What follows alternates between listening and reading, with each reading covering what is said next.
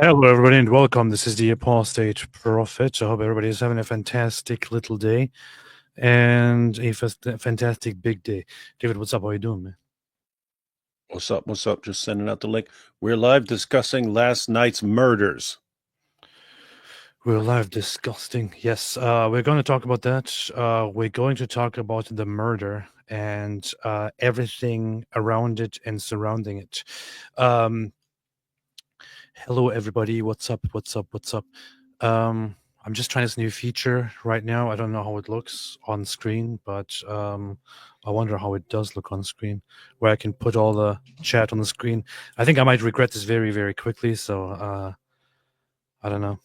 I'll just try it here for a second so that everyone can see what they write. Now you can write like complete nonsense on there and it will be on the screen. Anyway, today we are gathered here to talk about what happened yesterday.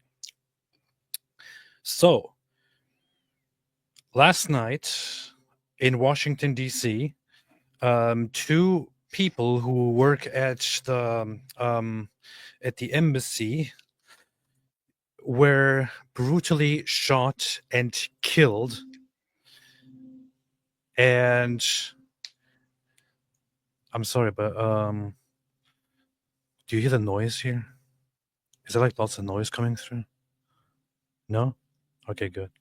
There's like, for some reason, at this time, somebody decided to mow the lawn, so it's like extremely loud here. I don't hear it at all, and I'm wearing pretty high-powered headphones. So, well, that's pretty good. That's pretty good. So, two people were murdered, and they were murdered in the name of Palestine with a chant that sounds very, very familiar to all those people who have seen the stuff that people have shouted on college campuses for 2 years now. He literally went there, he shot these two people, and then he shouted, "Free, free, free Palestine," in the very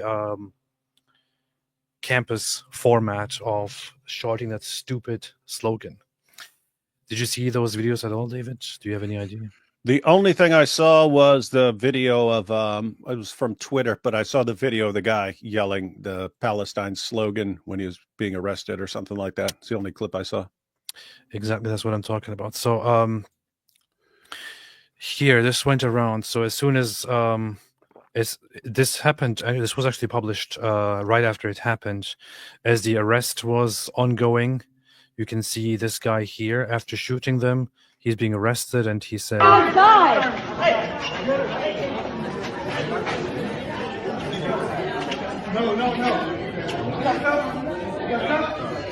Free, free Palestine!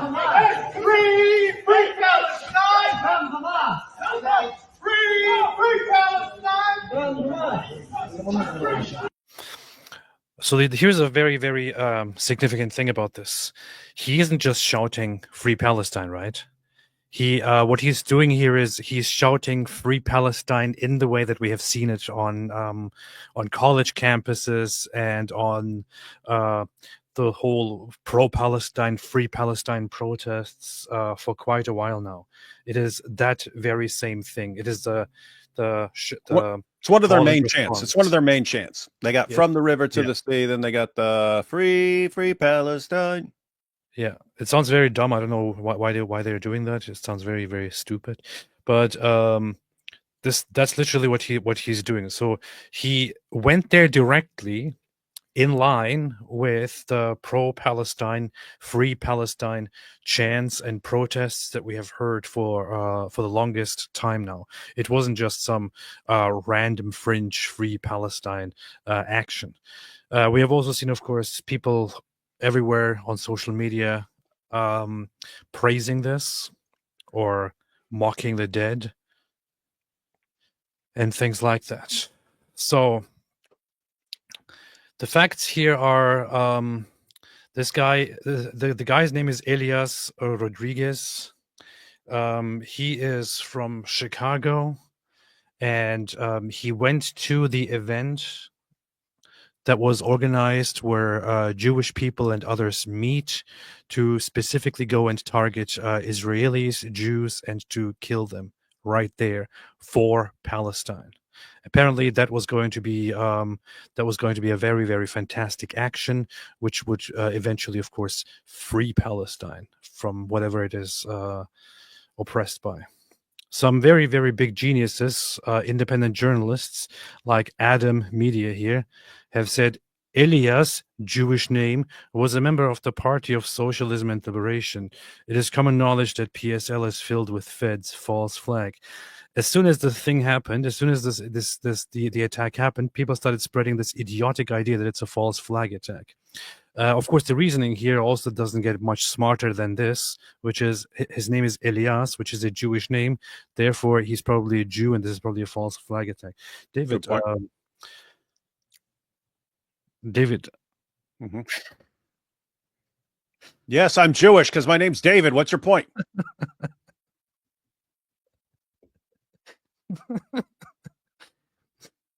It's, I really don't know what to say sometimes, you know. Like, this is the reasoning. Elias, Jewish name, therefore Jew, therefore... Hey, you know what else is a Jewish name? Adam. Yeah. Every biblical name, like every name that comes from the Bible, every name that has something that is from the Bible is Jewish. And by the way, you know what else is Jewish then? Jesus. And I'm pretty sure this guy is going around saying Jesus was a Palestinian. So it's so stupid, man. But anyway, so the guy went there for terrorism, went and killed 2 people deliberately in a horrible act, a crime against humanity. And the thing is that the 2 people murdered were completely randomly targeted and were very, very peaceful people who were all about dialogue and all about peace. So we have here gunned down Israeli embassy staffer Sarah Milgram worked on peace building between Palestinians and Israelis. Her grieving father says that's the irony. So hang on. So you're saying it's the exact same irony of Hamas massacring Jews in those kibbutzes. Precisely. It's the same irony. They're not going out and killing people who are longing for the annihilation of Palestinians or something like that, or people who want war or something like that. They're killing people who are peaceful and want to get along. That's true. It is directly no, I don't know what the chat is discussing, but Elias is from Elijah, not from Elisha. It's from Elijah. It's the Greek version of the biblical Hebrew name Elijah, which literally means "my God is Yahweh." So that's what it is.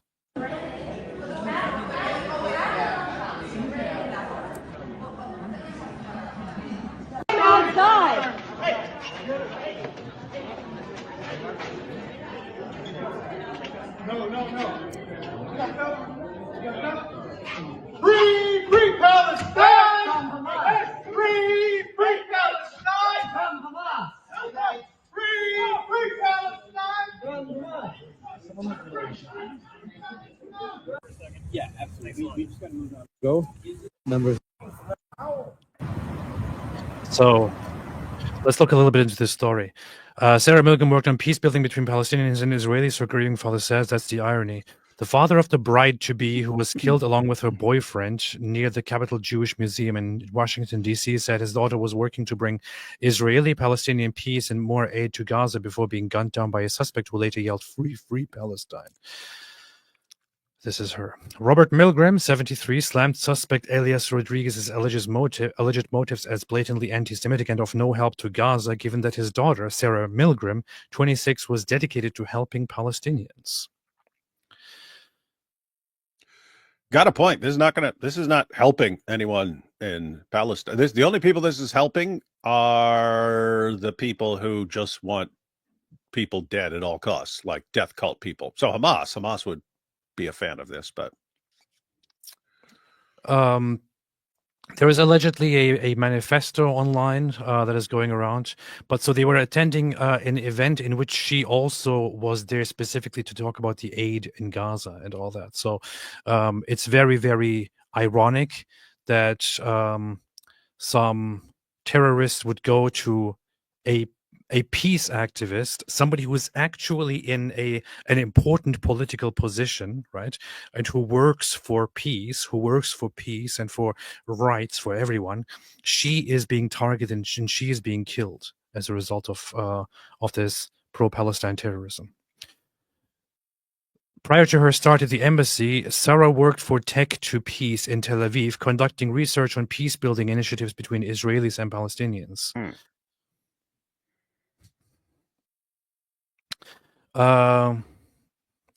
My passion lies at the intersection of peace-building, religious engagement, and environmental work, Milgram wrote on LinkedIn. Milgram said the killings have left his family completely wrecked, especially after learning that Lishinsky was planning to propose to Sarah next week. So this is also the part of the story. The two were a couple. They were a couple. They were supposed to they were together for a while. He was planning on proposing to her, and they were getting ready to get married. So his name is Yaron Lishinsky, and her name was Sarah Milgram, and he was preparing on proposing to her, and they were supposed to go together on a trip to Israel, where they would then announce this to their families and plan on getting married. So this is what they were doing. The thing also about this issue is that it got really, really interesting very quickly. Of course, the guy goes there and specifically seeks out and targets and shoots and kills two Jewish Israelis. And then, however, after a little bit of development, it turns out that these two are not just Jewish Israelis. The guy, Yaron Lishinsky, he was actually born in Germany into a Jewish and Christian family. His father was, I think, his father is Jewish and his mother is Christian, and he is actually a devout Christian. It's kind of unclear whether he's identified as Messianic Jewish. The Messianic Jewish community has kind of claimed him and said that he was very well known and was a very devout guy. So he was Messianic Jewish or in some way Protestant evangelical Christian, and was a very firm believer in the state of Israel, believed it is his duty to go and help them, went to Israel to serve in the IDF just because he wanted to. And she, as far as the information is out there, was simply regular American Jewish, possibly Reformed Jewish, but the Messianic Jewish groups said that they were both known to be Messianic. It might be that she adopted Christian beliefs before or after they met. So they are both claimed by the Messianic Jewish group as Messianic Jewish believers in Christ. So as this terrorist, this anti-Semitic, anti-Israel, anti-America terrorist went down there and targeted and shot and killed these two Jewish Israelis. That was his whole purpose, right? That's who he was going for. He actually killed two Christian Jews, and there are some sick, messed up people online who kind of celebrated and said, "Oh, I don't care about dead Jews." No, it's not just dead Jews. It's actually dead Christians and dead Jews and dead Israelis and dead Americans. When is it enough with the terrorism? I don't know. Maybe the aspect of them being Christian will at least make some people care about this a little bit more, because people seem to have stopped caring about Jews these last few years. I don't know. No, that won't happen. That won't happen either, AP, because the people who would want Jews dead would also want anyone who supports them in any way dead. I know. That's true. So there's not much hope, but That's just what we try to do. We I have gone through some social media posts, and open but social media is always the worst part of it. But you can see here, for example, reactions to the murder from social media. and opened fire, striking both of our decedents. After the Free Palestine. shooting, the suspect Israel is the enemy. then entered the museum Hero. and was detained by event security. Once in handcuffs, the suspect identified Free Palestine. where he discarded the weapon, and that weapon has been recovered, and Is the suspect okay? he implied that he committed the offense. The suspect chanted, "Free Free Palestine. Sorry for the law. Like, what an idiot. Posts free Palestine and then posts the wrong flag. That's not the Palestine flag. That's the Jordan flag, you idiot. I mean, we never accused them of being smart, AP. What? Free Palestine while in custody." What a brave man. Well done. May God give him high grade in heaven. Free Palestina. The suspect has been tentatively identified as 30-year-old Elias Rodriguez of Chicago, Illinois. We believe the shooting was isn't that a by Jewish single name? suspect who is now in custody. Prior to the shooting, the suspect was observed pacing back and forth outside of the museum. He approached a group of 4 people, produced a handgun, and opened fire, striking both of our decedents. Now, here is the thing. Going back to this idiotic post, which says "Free Palestine." Sorry for the lost, but it's happening every day in Palestine. So there are two. There is something very important here to talk about, which is, first off, this post. It is happening every day in Palestine, right? Secondly, the idea that there is some injustice happening in Palestine, which this guy jumps in and kills Israelis to kind of to try and stop the injustices going on. I'm sorry, but this is all the result of disgusting and filthy propaganda that we have seen over the last 2 years. Nothing is going to happen if you go and kill Israelis. Nothing is going to happen if you blow up an embassy. Nothing is going to change. Nothing is going to happen if you kill somebody in the name of Palestine. Nothing at all in Gaza or in Palestine is going to change as a result of your terrorism, because these people have swallowed and deeply chewed up and digested the ridiculous propaganda that Israel is somehow oppressing these Palestinian people, and that the Palestinian people are being senselessly oppressed, and somebody just has to stop Israel. Israel is not doing something that for no reason. What's happening over there is a result of the Hamas terrorist attack and their extended groups and allies fighting and insisting on fighting against Israel every single day. You could stop the suffering and the bloodshed and the violence and the death and the destruction not by attacking Israel, not by attacking Israelis or Jews. If you want to stop it through violence, if you want to attack someone, you should probably not attack the Israelis. You should go and attack the Hamas or their allies and force them to stop, because they are the ones who extend the suffering, who make it go on forever. They are the ones who keep the war that is currently happening going. They are the ones who keep it happening this entire time. They are the ones who started the war that we are in right now. They are the ones who took the hostages. They are the ones who refused to let the hostages go. If they let the hostages go, and if they surrender, if they lay down their weapons, Israel will stop fighting immediately. We have had the assurance from the very beginning. The fighting currently is only going on because the so-called Palestinian side started a brutal war on October 7 when they went out and committed terrorist attacks and raped and massacred innocent civilians and said, we will do this until the Israeli state, until the Israeli country, until the Israelis are completely destroyed.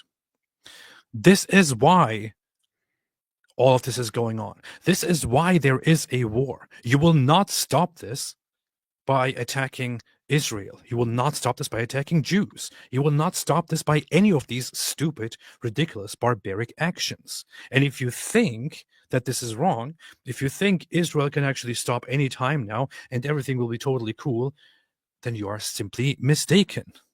And nobody should listen to you. And you should probably shut down and read something. Read a few books. Listen to debates about this. There is a good reason why nobody is having a debate about these things. There's a reason why all the anti-Israeli people don't have any debates about these things, because the anti-Israeli people are following a false narrative that is being funded and blown up by certain interests, by certain Middle Eastern Arab nations that want the narrative that Israel is at fault going. That's not what's happening, however. That is simply not what is happening. Those who started the conflict that we are in were the so-called Palestinians. Those who started the war that we are in were also them. Those who can end this are also them, not the Israelis.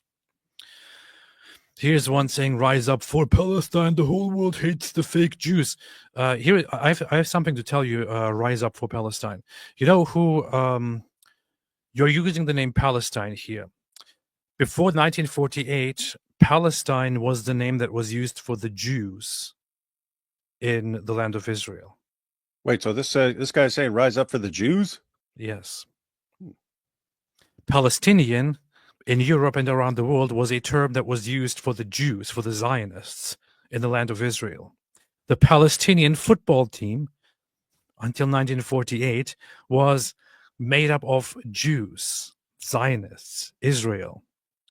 The time that Palestine turned into the name for the Arabs came much later, decades later.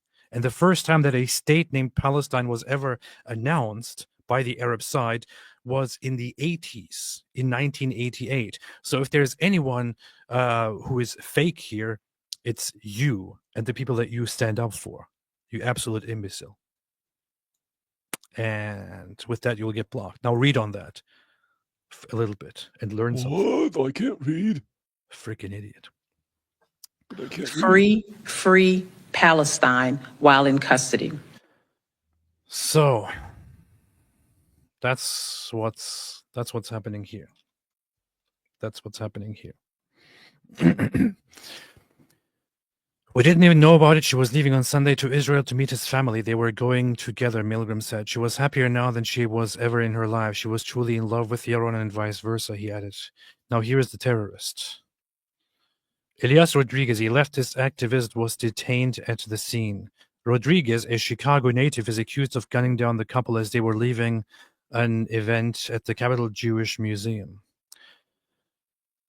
When I first heard that it was a Hispanic guy from Chicago who was also possibly gay, I thought it was Nick Fuentes, but it turned out it had nothing to do with him. So I'm kind of surprised, actually.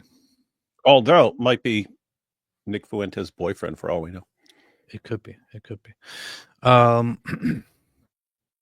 That's what's happening. That's what's happening. Let's go and read some further reports on this. I actually want to watch something here. So here is CBN News that also jumped on this and interviewed few people that actually knew the two, Sarah and Yaron, and they talked to some people who were familiar with these two people. Let's have them. As the Messianic body, we just feel like, I mean, it's one of us. It's one of our own. I mean, I was putting my babies down to bed tonight, and you just think about it. You think, like, my boys are in the Lord's hands, and I who knows what's going to happen with any of our lives and we're here in a war zone right now. So I was in my bomb shelter today, as many people around the area were. We've been multiple times recently, and you just know and trust the Lord. We trust God, that God has a plan and a purpose, and our days are numbered. But that every day that we live, we want to glorify God and share of his love and help people to know that we, as hard as it is, we can have hope in him. The two Israeli diplomats who were murdered last night in Washington, D.C., were Jesus followers. Vanessa Mistretta, who was part of Yaron Lachinsky's congregation, joins us now from Jerusalem. First off, I'm just so incredibly sorry, sis. How are you processing this horrific news? Yeah, it was devastating to wake up to. We all woke up to the reality of knowing that. So very evidently, very evidently, two people who were who. It's kind of interesting. When I first posted about this morning that they were seemingly Messianic Jewish or Christian, lots of people were like, "What is that?" So today, interestingly, lots of people are learning about what Messianic Jews are. But just to give a little background on that, it would be probably interesting to have somebody on to talk about this. A Messianic Jew. Didn't you have an interview with somebody? Who was that? What was his name? Was it Cantor something? You're muted. Yeah. You're muted. You're muted. You're muted. Am I? Yeah. What was his name? I've spoken to multiple Messianic Jews. Yeah, you're thinking of Ron Cantor. There's also, there's also these guys, two Messianic Jews. I'm supposed to be on with them in a couple weeks. Oh, yeah.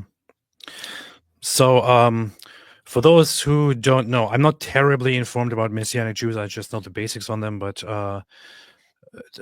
basically people of Jewish background and Jewish heritage who become Christian or believe in Jesus as the Messiah, but then keep much of their Jewish tradition and Jewish practices while also being Christians. David, is that about right? You're probably the expert on Messianic Jews. Yeah, go with that. Okay, good. So that seems about right. Yeah. Two people were murdered last night in Washington, D.C., and then you wake up to finding out that you know them and know their family. And it was really difficult. I have a WhatsApp group with our staff with Firm, and you had so many people telling stories about how they grew up with him and know him. And it's heartbreaking, to recognize you have this young guy who was super passionate about being an advocate for Israel and was in D.C. really to be able to just share about his love for Israel and who he is as an Israeli, and then just out of nowhere gets murdered for being at an event. It's been an extremely heavy day and extremely heartbreaking to think about the grief that his parents and his siblings must be experiencing, and all of his friends, and it's just it's really, really overwhelming. So the reports are that they were weeks away from getting engaged in Jerusalem. I know I cover a lot of heavy stories, but this one is anyway, I'm not going to let myself go there right now. But as a Messianic believer, it's a small community, and you lead an organization that's really active. It's called Firm, the Fellowship of Israel-Related Ministries. Correct me if I'm wrong. How has the kind of already answered this, but how has the Messianic community in Israel, I guess the word, been handling this just horrific news? Yeah, well, first of all, communication is everything. So we've got, our phones are blowing up with all the different groups that we're on. My congregation also is spreading the news and talking about how we can support his family and to, come over to his parents' house and to make them meals and all of that. And so there's the support. But I think just as a Messianic community, it brings us together because it's one of our own. This is a guy who made Aliyah when he was 16 from Germany. And so then he just automatically got in with a friend group. And I've been here for many years. I'm an immigrant from America. And I remember he had a strong friend group. They were all just super close and loved God and loved Yeshua and just were passionate about really making an impact. And I remember actually he went out to lunch with my husband multiple times. I think for a little bit we were trying to recruit him to figure out, what are you wanting to do with your life? And Michael would always come home and he's really passionate about politics. He's really passionate about advocacy. So however we can help him, to really fulfill. So yeah, that's the background of it. So they were both, what God had They said. were very, very passionate and very active, very happy couple. They were preparing to actually get married. They were preparing to get engaged, at least. They were both very, very good advocates of Israel, but also of peace with the other side. And this is the regular pattern that we have seen again and again. Even David and I, when we went to Israel, we regularly see how on the Israeli side you have lots of people who. So on the Israeli side, you see that the people are very, very firmly advocates for Israel, but at the same time, they want to stand up for peace with the Palestinians and still want to be charitable and give them the benefit of the doubt and find a way to make peace with the so-called Palestinian people. You barely get that same reaction from the other side. You see so many Israelis being so devout to Israel, but also trying to make peace and trying to find a good solution, a good way to protect the rights of the Palestinians and to understand each other and to find peace together. But the other side then, as soon as they get the chance, kills the peace activists. This is how it goes. And then from the rest of the world, we hear about how those Israelis who are peace advocates were actually these very, very evil guys. They are then depicted as the evil ones. This is also one of the great shocking things that I guess kind of moved me and kind of confused me really badly when we went to Israel, because I always did have very good opinions of Israel and of Jews, but then we went there and I am overwhelmed with how good these people actually are compared to what people say about them all the time. And it doesn't really make sense. When I think about it, I still think it's very strange that there is a trend in the world that these Jewish people seem to be so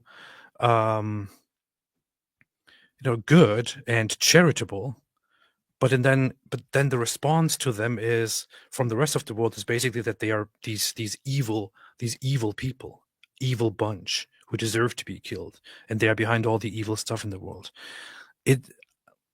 I don't want to sound like it or say it, but I feel like it's almost too strange, and there's almost something bigger and weirder out there, something spiritual. I don't know what exactly it is, but some completely irrational and unnatural hate toward Jews, despite them doing whatever they can to be as good as possible.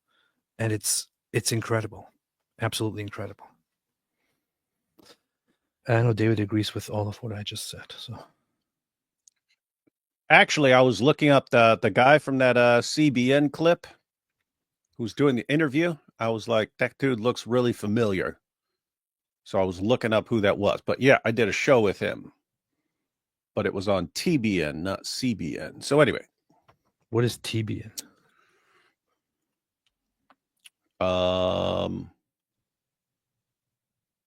It's another Christian network. What's the T stand for?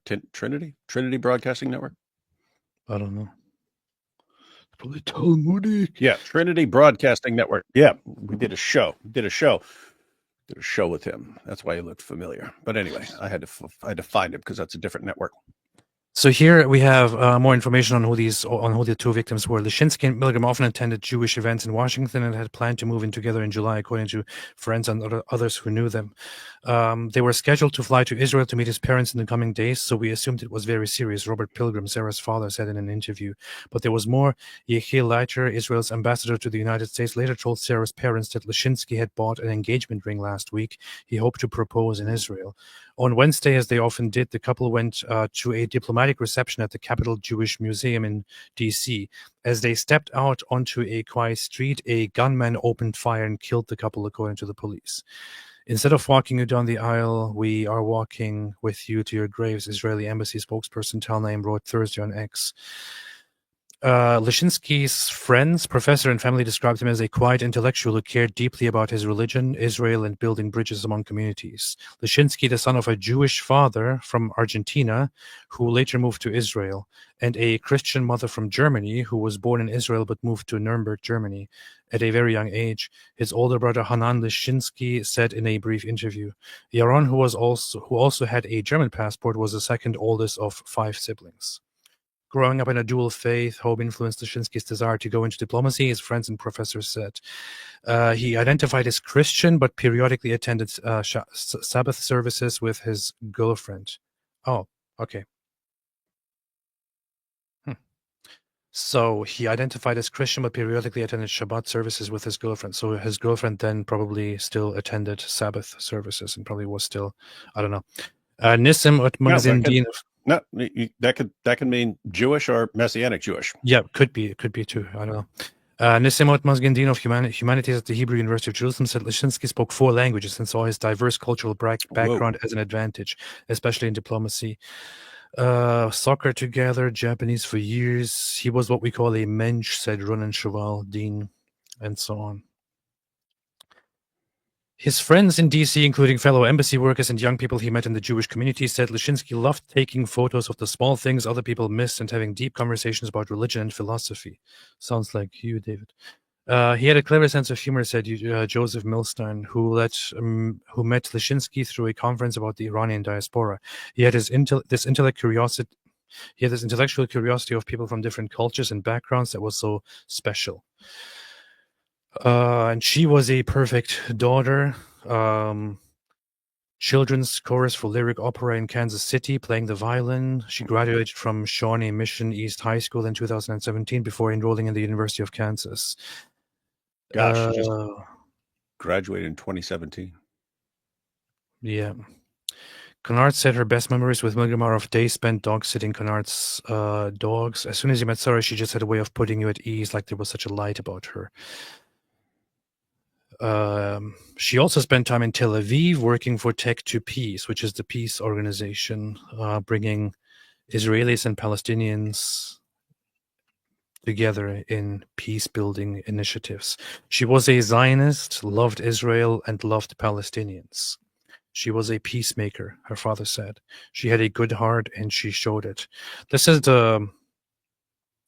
I purposely put Zionist in my bio back a few weeks ago because I felt like I want to continue using that because especially over the last few years, it has become kind of like an insult because of all the propaganda, the word Zionist. But this is literally what it is. You are a Zionist if you simply stand for Israel and Israel's right to exist. And if you are like her, you are simply a Zionist. You can be a Zionist who stands for Israel and who loves the Palestinians and who works toward peacemaking with them and finding solutions together.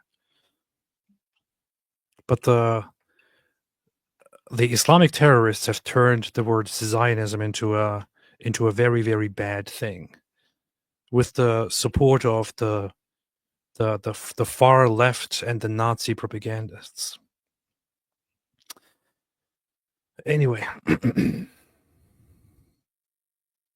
friends say Milgram and Lyshinsky brought out the best in each other. Milgram, an outgoing planner, might initiate a conversation, they said. Lyshinsky was more reserved and would add an inquisitive thought to deepen it. So very, very nice people, very sweet people. May their memory be eternal and a blessing. And the terrorist may get what he deserves. There are some very, very sick details about the killing. So he has been charged now with the murder of two people, planned and carried out. But there is something described here in the files, which I briefly just want to have a look at. So here is her once again, and here's what it says. On scene, MPD officers were able to review surveillance video from immediately before and during the shooting that captured the exterior of the museum. In summary, the video shows a slim-built person wearing a blue jacket with a hood and large dark-colored backpack, blue pants, and light-colored shoes, consistent with the clothing worn by Rodriguez, walking across F Street Northwest in the direction of the museum, and where the descendants were standing, preparing to enter the crosswalk. Once Rodriguez walked past the dissidents, and dissident. How do you say that? Do you say dissidents? I've never actually heard that word pronounced in my life, so Yeah, so I'll just read it as dissidents. And the two witnesses, he turned to face their backs and brandished a firearm from the area of his waistband. Rodriguez is captured on the video extending both his arms in the direction of the dissidents and firing several times. Now I'm going to look up how to pronounce that word. I'll look it up for you. It bothers me. I'm looking at it right now. You keep reading. Dissident. I'm looking it up. Dissident. It's literally dissident. I already looked it up. Okay. Never seen that word before. Once the dissidents fired several times as indicated by the muzzle flashes. Once the dissidents fell to the ground, Rodriguez is captured on the video, advancing closer to the dissidents, leaning over with them. It's decedents. With his arm extended. Oh yeah, actually it is. That's true. I know. Decedents. Once the decedents fell to the ground, Rodriguez is captured on the video, advancing closer to the decedents, leaning over with them with his arm extended and firing several more times. As decedent one attempted to crawl away from Rodriguez, he followed behind her and fired again. After a brief moment, Rodriguez appeared to reload his firearm. At the same time, decedent one sat up. Once he reloaded, Rodriguez fired several times at decedent one. Rodriguez is then captured jogging back. So the detail that we have just read here. So this is describing her. He shoots them first. He shoots her and her boyfriend, Yaron. First, he doesn't manage to kill her. She tries to crawl away, as it says. Then he follows behind her and shoots again. She's still alive. She crawls. She sits up. He reloads his gun and then finally fires several more times to then eventually kill her.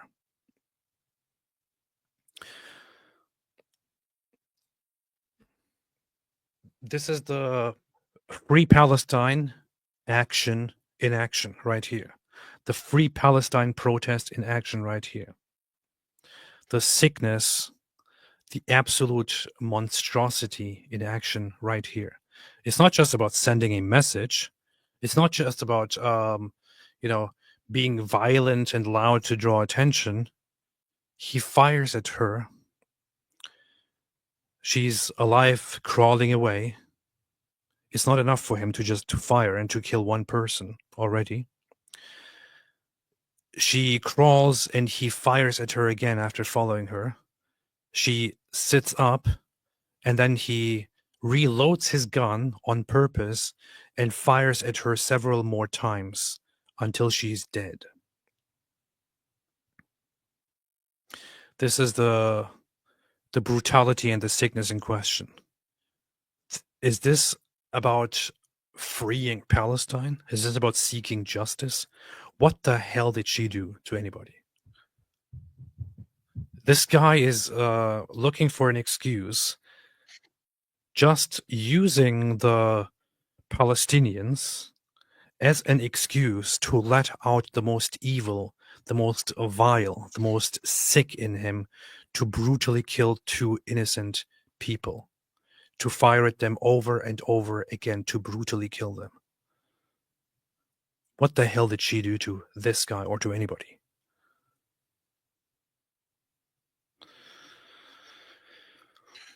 Yo, you gonna play Netanyahu's video? Maybe. I didn't see it yet. I haven't watched it. I see it posted here. Is it on his own thing? I see it on someone else's channel, but it's got to be probably on his. I'll check. I see it on Awesome Jew. Okay, I see it on everybody posted here. Okay, I see it on his now. Let's see.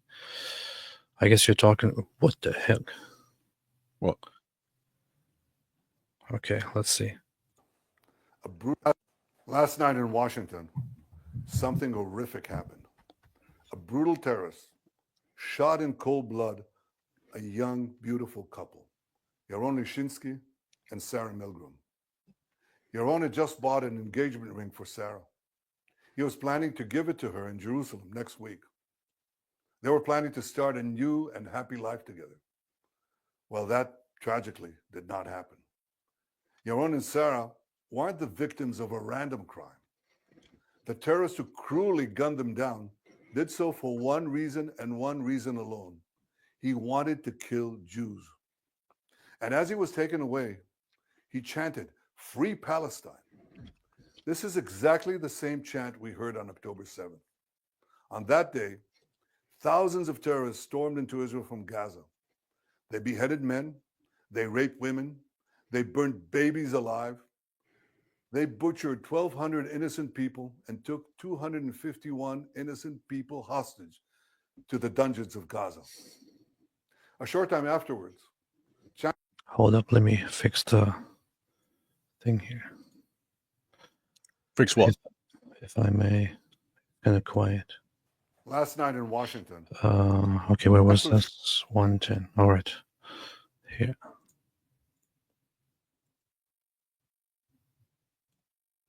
he visited Israel. And after he saw the horrors, he said to me, "These Hamas babies alive, they butchered 1,200 innocent people and took 251 innocent people hostage to the dungeons of Gaza." A short time afterwards, Chancellor Scholz of Germany visited Israel. And after he saw the horrors, he said to me, "These Hamas terrorists are exactly like the Nazis." He was right. And if they could get away with it, these Hamas terrorists would have slaughtered every last Jew on earth. For these neo-Nazis, Free Palestine is just today's version of Heil Hitler.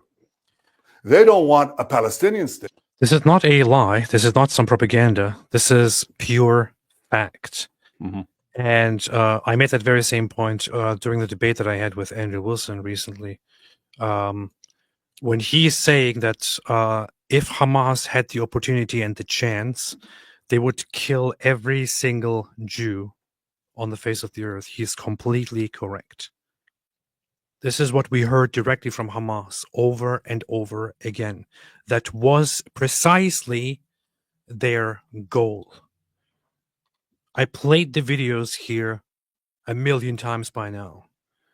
We looked at the sources 1,000,000 times by now. Hamas has had it in their charter and on their stages, in their declarations forever, that their aim was to eradicate the Jews, and it was to eradicate, to word for word, cleanse Palestine of the filth of the Jews, and then to establish the caliphate. That's literally their entire goal. Those were their words. So those who, in solidarity with Hamas, go out and do vile crimes like the bastard did last night, are part of that same movement. They're basically Nazis. Should be treated as such as well. Of Heil Hitler. They don't want a Palestinian state. They want to destroy the Jewish state. They want to annihilate the Jewish people who've been in the land of Israel for 3,500 years. I could never understand how this simple truth evades the leaders of France, Britain, Canada, and others. They're now proposing to establish a Palestinian state and reward these murderers with the ultimate prize. Well, for 18 years, we had a de facto Palestinian state. It's called Gaza. And what did we get? Peace? No. We got the most savage slaughter of Jews since the Holocaust. You won't be surprised to learn that Hamas thanked President Macron and Prime Minister Starmer and Carney for demanding that Israel end its war in Gaza immediately. Hamas was right to thank them because by issuing their demand, replete with a threat of sanctions against Israel, not Hamas. These three leaders effectively said they want Hamas to remain in power. They want Israel to stand down and accept that Hamas's army of mass murderers will survive. Hamas rebuild. welcomes concrete actions against Israel. Here's the thing. Hamas welcomes concrete actions against Israel. Hamas lauded the United Kingdom, France, and Canada for threatening concrete actions against Israel if the IDF's military escalation in Gaza continues. The Iran-backed terrorist group said that it welcomed the trio's joint statement, which it described as an important step towards restoring respect for the principles of international law. The terrorist group that is currently holding civilians as hostages is talking about international law here and thanking these Western nations, while simultaneously denouncing Israel as a rogue entity. So, the British, French, and Canadian governments condemned Israel's renewed offensive in the Gaza Strip, calling on the Jewish state to lift restrictions on humanitarian aid into Gaza. Israel introduced these restrictions in March after Hamas again refused to release the hostages it still holds captive. The May 19 statement also demanded an end to settlement constructions in the West Bank, emphasizing that the three states would not hesitate to take further action, including targeted sanctions. So here is what he's just saying. He's not making this up. The UK, France, and Canada made joint statements, and you can actually find the joint statement very simply by googling it, right here on the government website of the UK. Hamas actually came out thanking the UK, France, and Canada for this joint statement that they made.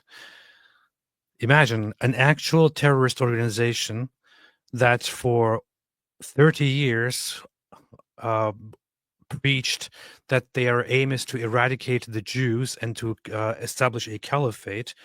You could say in a way they are, at least in words, worse than ISIS. This terrorist organization actually thanks France and the UK and Canada. That speaks volumes. It says a lot, doesn't it? Yeah, it's kind of a general rule. If a terrorist organization is posting its groveling thanks to you, it's not time to rejoice. It's time to be figuring out what you did wrong. It's kind of funny because we kind of we are at a time right now where being against Israel is the very, very popular thing to do. And it's not a very popular thing to support Israel in their current struggle. But then you look at who your opponents are and who is actually against Israel. And you see Iran, you see the terrorist organizations, you see Hamas, you see the worst states out there. And then you see these idiotic Western nations that can't take care of their own people bending over and joining in on that trend. And repeat the October 7th massacre again and again and again, because that's what Hamas has vowed to do. I say to President Macron, Prime Minister Carney, and Prime Minister Starmer, when mass murderers, rapists, baby killers, and kidnappers thank you, you're on the wrong side of justice. You're on the wrong side of humanity. And you're on the wrong side of history. Now, these leaders may think that they're advancing peace. They're not. They're emboldening Hamas to continue fighting forever. And they give them hope to establish a second Palestinian state from which Hamas will again seek to destroy the Jewish state. And mind you, it's not going to be a state free of Hamas. When you establish a Palestinian state, we've seen it. The radicals take over. Iran sends them in and they take over. So don't give us this talk. It'll be a peaceful Palestinian state. It won't be. But the hypocrisy doesn't stop there. These and other leaders have bought into Hamas's propaganda that says Israel is starving Palestinian children. And not only is Hamas putting out this lie, a few days ago, a top UN official said that 14,000 Palestinian babies would die in 48 hours. You see, many international institutions are complicit in spreading this lie. The press repeats it, the mob believed it, and a young couple is then brutally gunned down in Washington. So here are the facts. Since I wanted to jump in on this, but I didn't. I just watched it happening. But this actually went around. Imagine making such an absolutely ridiculous statement, and then just quietly taking it back without even saying anything about it. What kind of a clown world? What kind of a clown show is this? The United Nations guy comes out and says, under the current circumstances, if Israel is not stopped, about 14,000 babies will die in Gaza in the next 48 hours because they don't have any food left. Isn't that like beyond stupid? Like, I mean, like insanely idiotic when you say 48 hours. If he'd said 14,000 will be dead in 8 months or something like that, you got some time for your theory to spread around, for your claim to spread around and do whatever you want. When you say 48 hours, it's just, really? We're going to see 14,000 bodies, baby bodies, within 48 hours. It's like, it reminds me of like, who was it? Was it AOC who was saying that humanity would be destroyed within 5 years if they don't do the Green New Deal or something? She said it was something like that, where it was just a few years away, and it it was completely idiotic. But Yeah. Anyway, this sort of thing. Yeah, guys, if you want to make something up, at least give yourself a little bit more time than 48 hours. I don't even understand how. I mean, I don't even understand the education level or the logic that the person who makes this statement, who is in charge of humanitarian affairs in the United Nations. I don't understand how dumb you have to be to actually make such a statement in a serious fashion, right? Oh, if the humanitarian situation is not fixed, within the next 48 hours, 14,000 Gazan babies will. Are you freaking serious, man? That doesn't make any sense. That really doesn't make any sense. How do you even get to this conclusion? So this statement was put out, and then it was quietly retracted by the United Nations. It was widely reported everywhere. UN says 14,000 babies could die in Gaza in next 48 hours under Israeli aid blockade. And then the statement was quietly retracted. But how irresponsible. This is supposed to be the group that is in charge of human rights, that is supposed to be watching human rights and fixing, relations between countries and all that. That is putting out such a ridiculously dangerous, horrible statement. I mean, this probably contributed to the killing. You could argue that happened yesterday.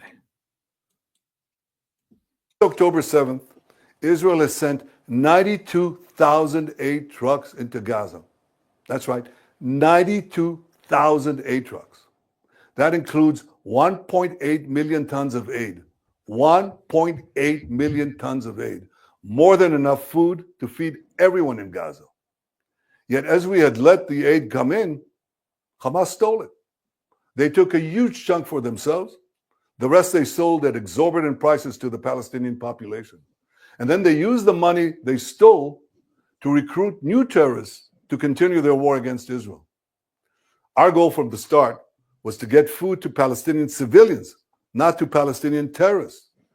We have, by the way, seen many videos where Palestinians, where Gazans have said the very same thing again and again, but every single time it's ignored. You have Gazans walking around and saying, curse Hamas, they have taken all the food, they're doing this and this to us.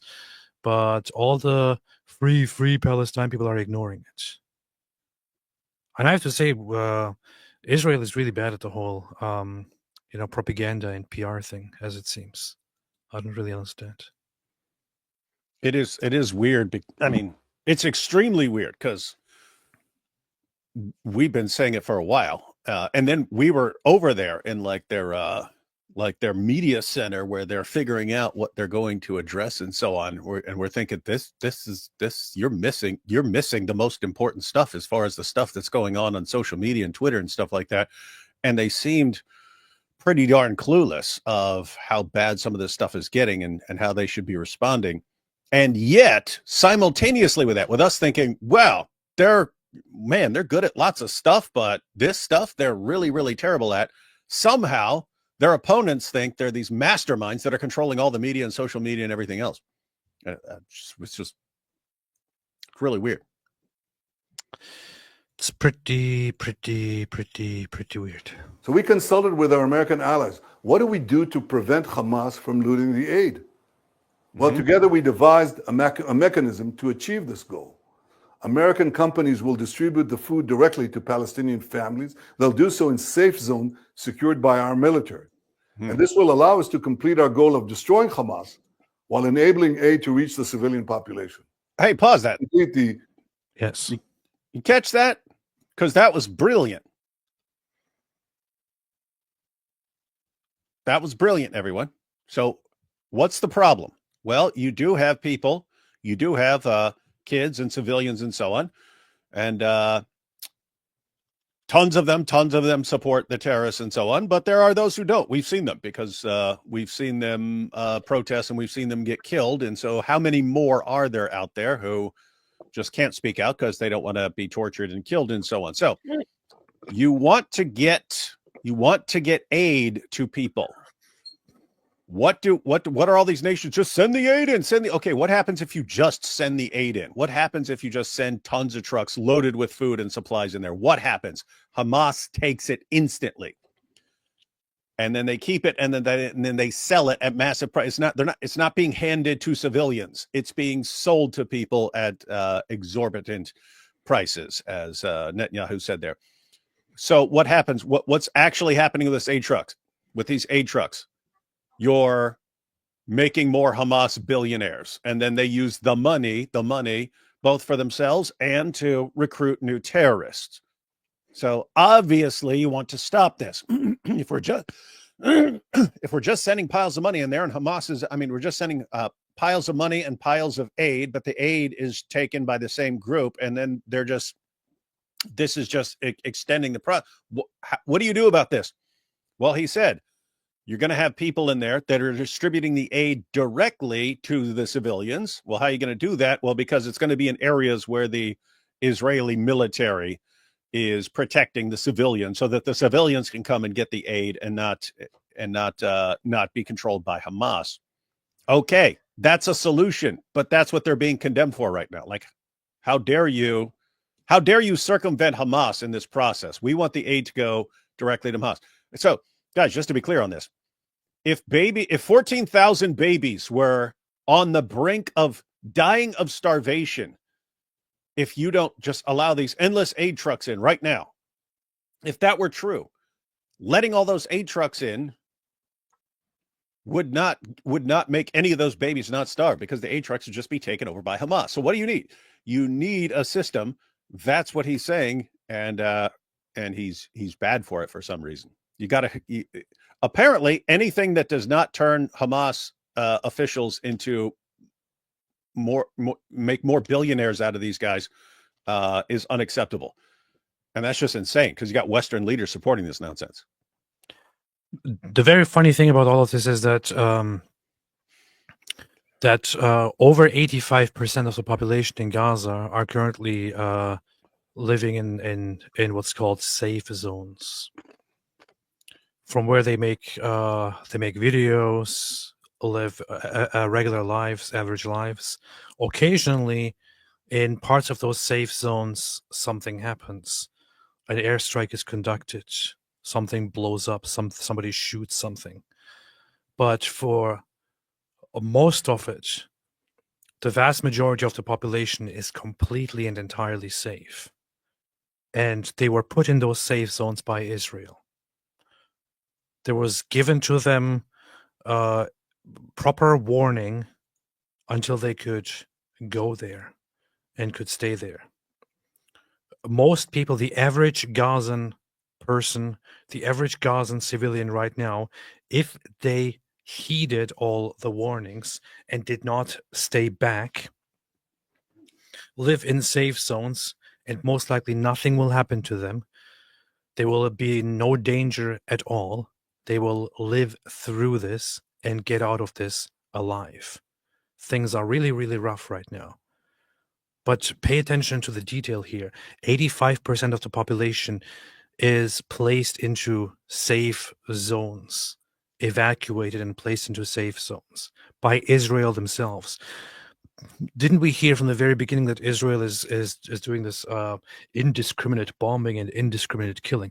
They put the vast majority of the population into safe zones to protect them from everything that is going on. They're not being killed. They're not being brutally violated. None of that is going on. Construction of the first distribution zones in the coming days. Ultimately, we intend to have large safe zones in the south of Gaza, and the Palestinian population will move there for their own safety while we conduct combat in other zones and receive humanitarian aid there without Hamas interference.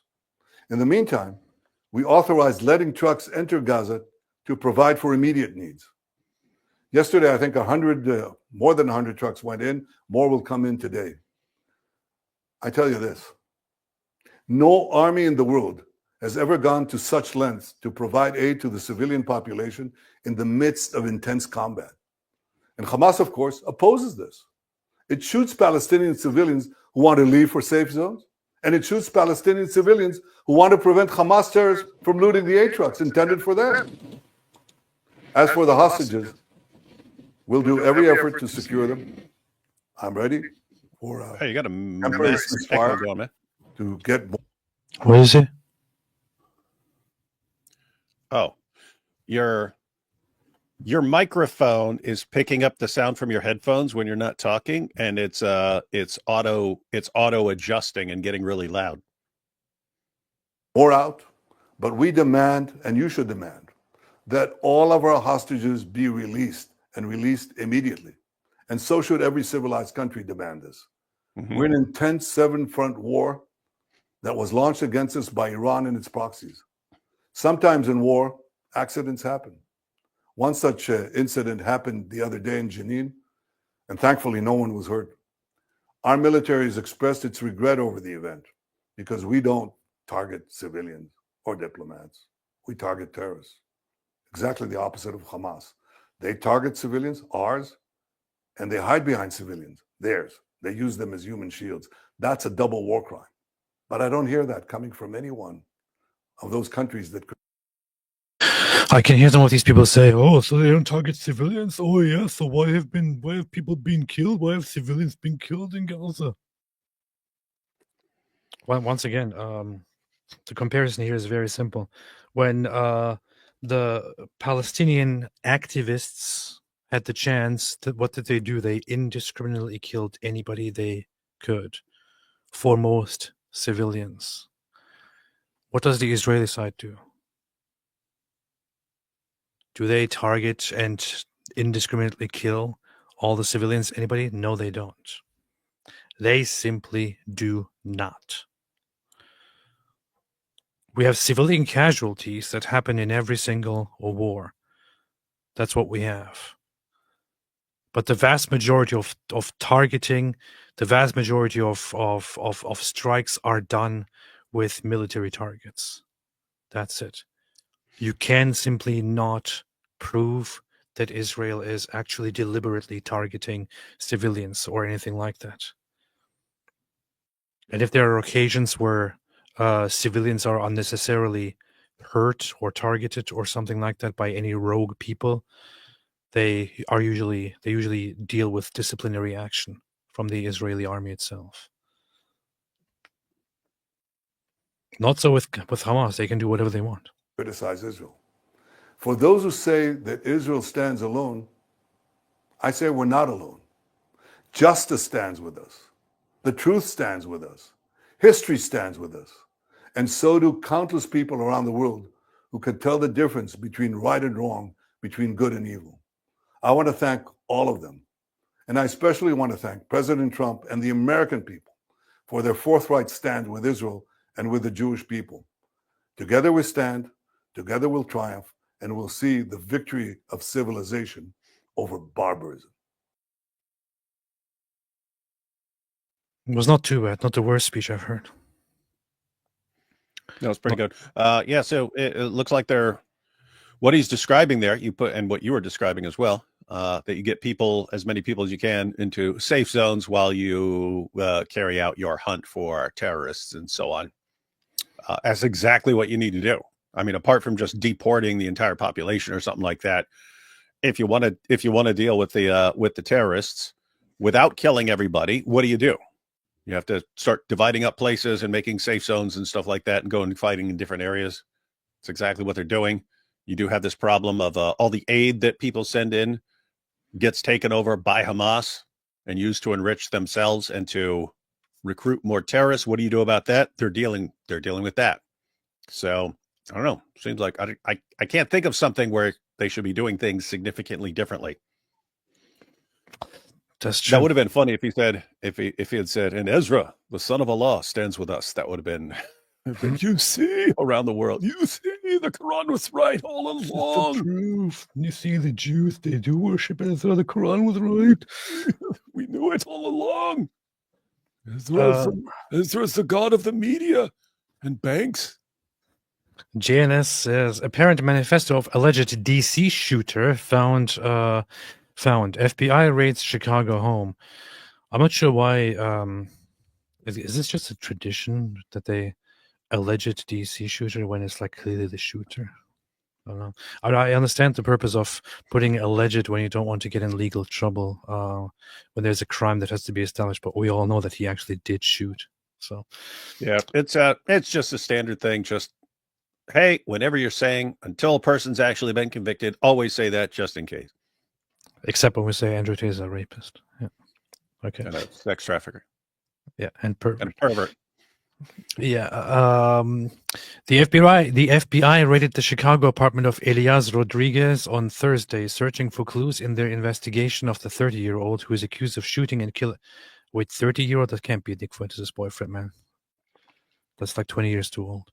Who is accused of shooting and killing two Israeli embassy employees in Washington on Wednesday night as they left an American Jewish Committee Young Professionals event at the Capitol Jewish Museum. FBI Chicago is conducting court-authorized law enforcement activity in the Chicago area in relation to yesterday's tragic shooting in Washington, D.C. Last night's act of terrorism, terror has the full attention of the FBI. Yada, yada, yada, yada. Dan Bongino. They were a beautiful couple. Happy New Year, death to Israel. After allegedly shooting Milgram and Leshinsky, Rodriguez entered a Jewish museum and was detained by security at the AJC event. Witnesses told local news that Rodriguez ran into the museum shortly after he opened fire around 9 p.m. and that the attendees initially mistook him for a potential victim of the shooting and offered him water and other support. He shouted free Palestine with a red keffiyeh at his feet. Once in handcuffs, the suspect identified where he discarded the weapon, and that weapon has been recovered, and he implied that he committed the offense. The Washington police chief said on Wednesday, "We believe the shooting was committed by a single suspect." Really? On January 1st, 2024... Wait, among the posts on a social media account attributed to the suspect are statements that suggest that he holds far-left, violent, pro-Hamas and anti-Israel views. Happy New Year, death to Israel. Progressive tweets, as much as I love delving into days of discourse, can we please save the idealistic and high-minded debate over the morality of sending a truck bomb into the offices of the New York Times until after we send a truck bomb into the office? Another post reads, "Oh, what a wonderful guy." The PSL made a statement and said we have nothing to do with this shooting. There is another post that was going around in which the account associated with this guy apparently, oh yeah, here, posted death to America. Yep. So, careful, America. This guy's coming after you. Careful. You might die soon. This guy's coming after you. No, he needs to worry about Big Bubba in prison coming for him. Oh boy. Oh boy. Oh boy. I'm just saying. It's about to go. He's about to go full Al Zut up in there. Let's see what the Wikipedia article says. He's so about far. to get zooted. The two victims, Yaron Lishinsky and Sarah Milgram, were a couple. Lishinsky was a German-Israeli staff member at the Israeli embassy working as a research assistant with responsibilities that included monitoring developments in the Middle East. Lishinsky's friend said he was a devout Christian with good character. Milgram was an American Jew working in the public diplomacy department responsible for community relations. The couple likely met through their embassy assignments. Lishinsky moved from Nuremberg in Bavaria, Germany to Israel at the age of 16 before relocating to Washington to work for the embassy. According to Yechiel Leiter, the Israeli ambassador to the United States, the couple was planning to become engaged in Jerusalem the following week. Suspect Elias Rodriguez wore a keffiyeh and shouted, "Free, free Palestine." Born, raised in Chicago, graduated from the University of Illinois, Chicago with an English degree. I bet that will be very helpful in prison. So his Goodreads accounts show that he reviewed books on politics, slavery, the history of Chicago, and Maoism. He was briefly associated with the left-wing political party for socialism and liberation, of course. In the party's official newspaper, Liberation News published an article which described a speech by Rodriguez as an anti-Amazon protest. A local news report from 2018 identified Rodriguez as a member of the protest group called ANSWER, an acronym for Act Now to Stop War and End Racism. Do you know that these left-wing radicals are just the most messed up bunch around there. Like there's something wrong with their brain. Even that. Act now to end war and racism. Act now to stop war and end racism. And then, hey, okay, how are you going to go about that? We're going to kill all the Jews. Kill the Jews because we can't stand racism. I want to end racism by going and killing and brutally shooting and again this woman until she is dead. It's the only way to end racism. The New York Times found pro-Palestinian signs in the window of a Chicago apartment occupied by Rodriguez, including one that said Tikkun Olam means free Palestine. Are you freaking kidding me, man?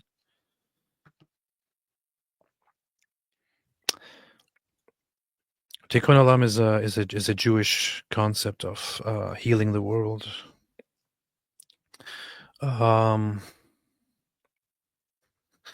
So, whatever, repairing the world. Other political signs from his apartments were discovered, some facing the street below. One sign called for a ceasefire, and another said Free Palestine in handwritten letters. A third sign said Justice for Wadia, referring to Wadia al-Fayoum, a boy who was stabbed by his family's landlord, motivated by anti-Palestinianism. And so on. Journalist Ken Klippenstein published Rodriguez's alleged manifesto, Escalate for Gaza, Bring the War Home, signed, which was originally posted on X. Let's see. Let us see. I didn't really see that yet. But I also don't really want to look at it. I don't really care, honestly. In all honesty, I don't really care. Anyway, let's take a few super chats here. So the motive, the moral of the story here is don't be a terrorist. And if you're a terrorist, then you're a bastard. That's it. Apple Baker, Alpov Daddy, deepest condolences for Yaron Lishinsky and Sarah Milgram. Beautiful young people. May God grant them eternal peace. May we be inspired by them to make the world better. Amen. Amen. For years, I have been very frustrated and angry with law enforcement and the courts for their reluctance to arrest and prosecute Antifa. Rioting, vandalism, threats are not free speech. Confront Antifa. Antifa gives political justification for criminal actions. Islam gives religious sanctification to immoral conduct. Both ideologies are anti-human.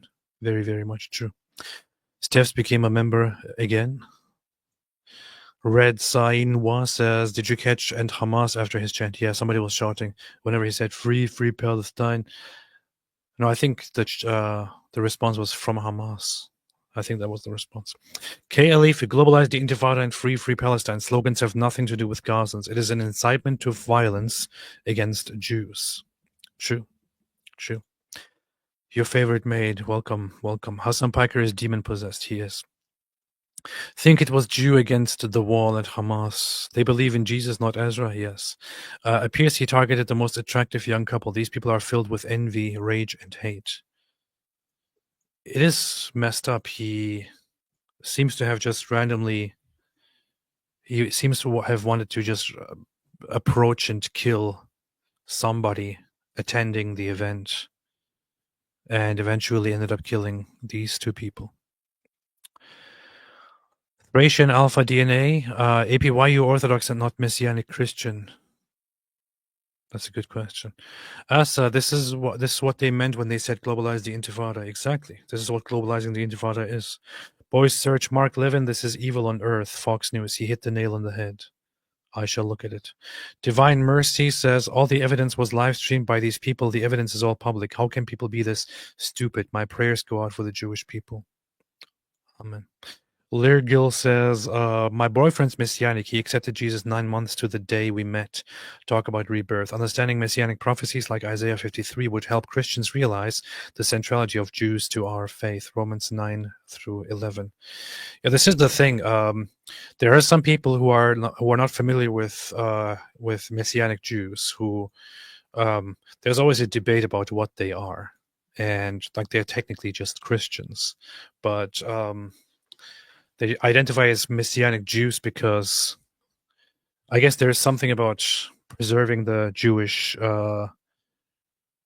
aspect and the Jewish roots and the Jewish identity and tradition and practices and so on. It also really, really helps put things into perspective. I honestly think that me exploring Judaism for like a year or so helped me understand a lot about Christianity.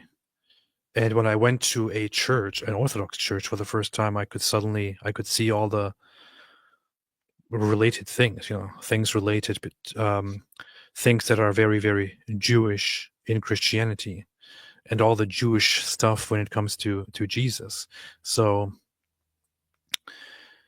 I don't know. I think people should have more appreciation for the Jewish aspect and roots of Christianity, and these people do. Sarah F., congratulations, Free Palace. You have successfully named 2 more of my future children. Do that. Gabriel Valencia, I learned a new word today. Thank you. Decedent. Songs of Relief, thank you for talking about who they were and are. Appreciate that. I saw first, the first thing posted. Oh yeah, this is what I saw. This is where I first got the news, and then I looked it up and found more information about this. So this is One for Israel Ministry. This is one of the main Messianic Jewish. Wait, this is the Messianic Jewish, right? Or is this just Christian Zionist? Is it Messianic? I think One for Israel is Messianic. Okay. This is one of the Messianic Jewish organizations, and they said, we are deeply saddened by and appalled by the devastating news of the violent terrorist attack that took the lives of 2 of our dedicated embassy staff in Washington, Yaron Lishinsky and Sarah Lynn Milgram. Both were Messianic believers. Yaron was well known among the believing community in Israel and will be deeply missed. Our hearts go out to their grieving families in this time of sorrow, and we remain steadfast in our support for them. May their memories be a blessing. Amen. Yeah, it's a very small community, so they knew him, and this organization immediately put out the news. That's where I first got it from. Half Spanish Messianic rabbi told my Bible study group that a person with a Spanish name that ends with "es" is likely to have Jewish ancestry, so Rodriguez may have that lineage. I don't know. I doubt that. Rodriguez or Rodriguez-Bergstein? Jack Ray, it is apparent that the Gaza supporters are programming people in the U.S. That chant style is even more sick to many now. I know. It will be rough to keep that particular version of the chant going now, because anyone around there who's not on their side is going to be like, hey, why are you saying it the same way that that terrorists did it? You know, people need to utilize propaganda a little bit more. I'm thinking of something very, very, very nice right now, which is if they want to do propaganda like that, if they want to spread chants like that, here is something you can do if you want to utilize the propaganda against them. Take that man, that scum, shouting his chant, "Free, free Palestine," put it together with news of him brutally killing these two beautiful people. Put their pictures up there. Add some music to it. Make it go around and associate that chant with what these bastards did and want to do. Make it, burn it into people's minds how messed up and how evil the propaganda is. Use the propaganda against them. Spread it. That sounds like something you could do tonight, AP. Just take some clips of them chanting, "Free, free Palestine," then him, "Free, free Palestine," then go back to them, "Free, free Palestine," then go back to him, "Free, free Palestine," and then picture of the people who were killed. Yeah. That's how you do it. You were correct. In the future, whenever I hear that chant, I will think of that bastard who killed these beautiful people. And so should everybody else. Here is Ninja Unicorn. I saved this earlier saying Zionism is racism. I saved this for a reason because I thought it would be a good opportunity to once again. What's Zionism got to do with racism? I would like to explain once again something for people who have very, very dumb ideas about things. Now, here is the thing. I really wonder what this guy thinks Zionism is. But in fact, before we finish this live stream later, I will just play a clip in which I explain what Zionism is. But here is the thing. Zionism simply is the ideology of supporting a state for Jews, supporting a state where Jews exist. That's what it is. A state where Jews may freely live. That's it. That's what Zionism is. How is that racism? There's nothing racist about it. If you, at this point, have the idea that Zionism is something worse, something evil, something really, really bad, I'm sorry, but you are a victim of idiotic propaganda. And you need to educate yourself and get re-educated. And you need to stop watching Nick Fuentes all day. Yes. If you associate it with anything else, you need to educate yourself once again. If you think, oh no, it comes with hating Palestinians, no, it doesn't. It does not. Zionism itself does not. You might now argue and say, but Zionists did this and that. Completely different discussion. Zionism itself is none of those things. Don't be stupid. Okay. Michelle, what's up, Michelle? It's good to see you here. Hey, boys, praying for you both. One for Israel said both Messianic Jews. The world seems to see this yet cry Islam equals peace. Isaiah 5:20 playing out. Thank you for that, Michelle. Always good to see you here. Laird Gill says, also, David just sent you the email we've discussed. The email, David, she sent the email we've discussed. Keep it quiet. I got it. Don't tell me. Kyle Mukian says, yes, Free Palestine is the modern Nazi slogan. Yes. Moo Joe made a super sticker. I appreciate that very, very much. Chad Winger, the ultimate Dawa destroyer, says, Hey, look at this. Chad Winger, the ultimate Dawa destroyer. That's pretty funny. Except Says for it's got a Chad Winger. Doesn't even go together. It's like square circle. David Wire. Why are most Dawa guys either South Asian or MENA? Southeast Asian or West African Dawa guys are very rare. Somalia does have a few Dawa guys, though. David, what's the reason for that? Yeah, I haven't done the math or checked any or even thought about any statistics on where these guys are coming from, but it would make sense that you have different groups in different parts of the world. You have different sort of Islamic groups are dominant in different areas, and some of those groups would place more emphasis on Dawah than others. So it would make sense in theory, but yeah, I don't know the actual numbers or anything. So. Yeah, that makes sense. That's a very good response. That explains everything. MT, it was an Israel aid event where they were discussing how to get Christian, Jewish, Muslim groups to coordinate on aid in Gaza. Listen, stop helping. Yeah. Your favorite made a super sticker. Thank you. I appreciate it. But the thing is, there is an ongoing war, and the war is pretty messed up. Israel and the Israeli side has been doing what is necessary and expected of them to help with the humanitarian situation in the region, and it is their duty to do so. You could argue that the other side has been so terribly and horribly bad that Israel should no longer be helping and should no longer be trying to bring humanitarian aid into the place. The thing is, I think it would be the right thing to do to still continue doing that.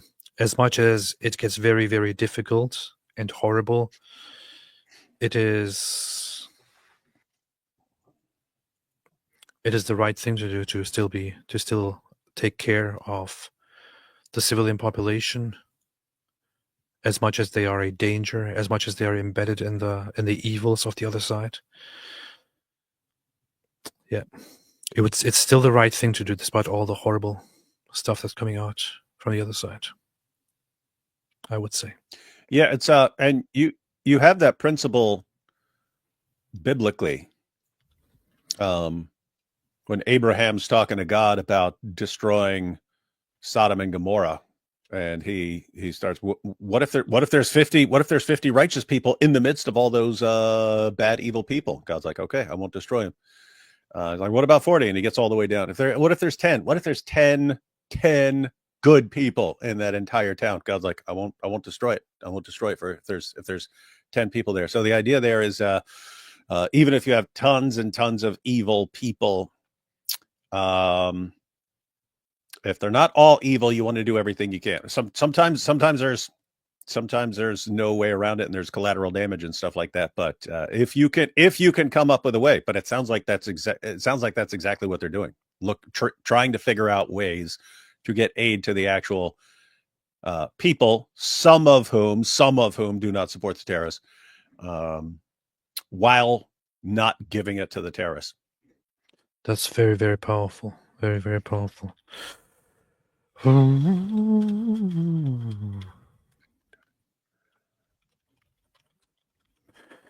Daylight made a super sticker. I appreciate it very, very much. I bigly wish that you guys would watch and discuss one of Oren's videos from Traveling Israel. He's been recommended to you 487 times. Did you guys ever watch one of his videos? I came across one of his videos before. I didn't really watch much of it. I don't really watch many videos, so that's a big problem. David, what do you think?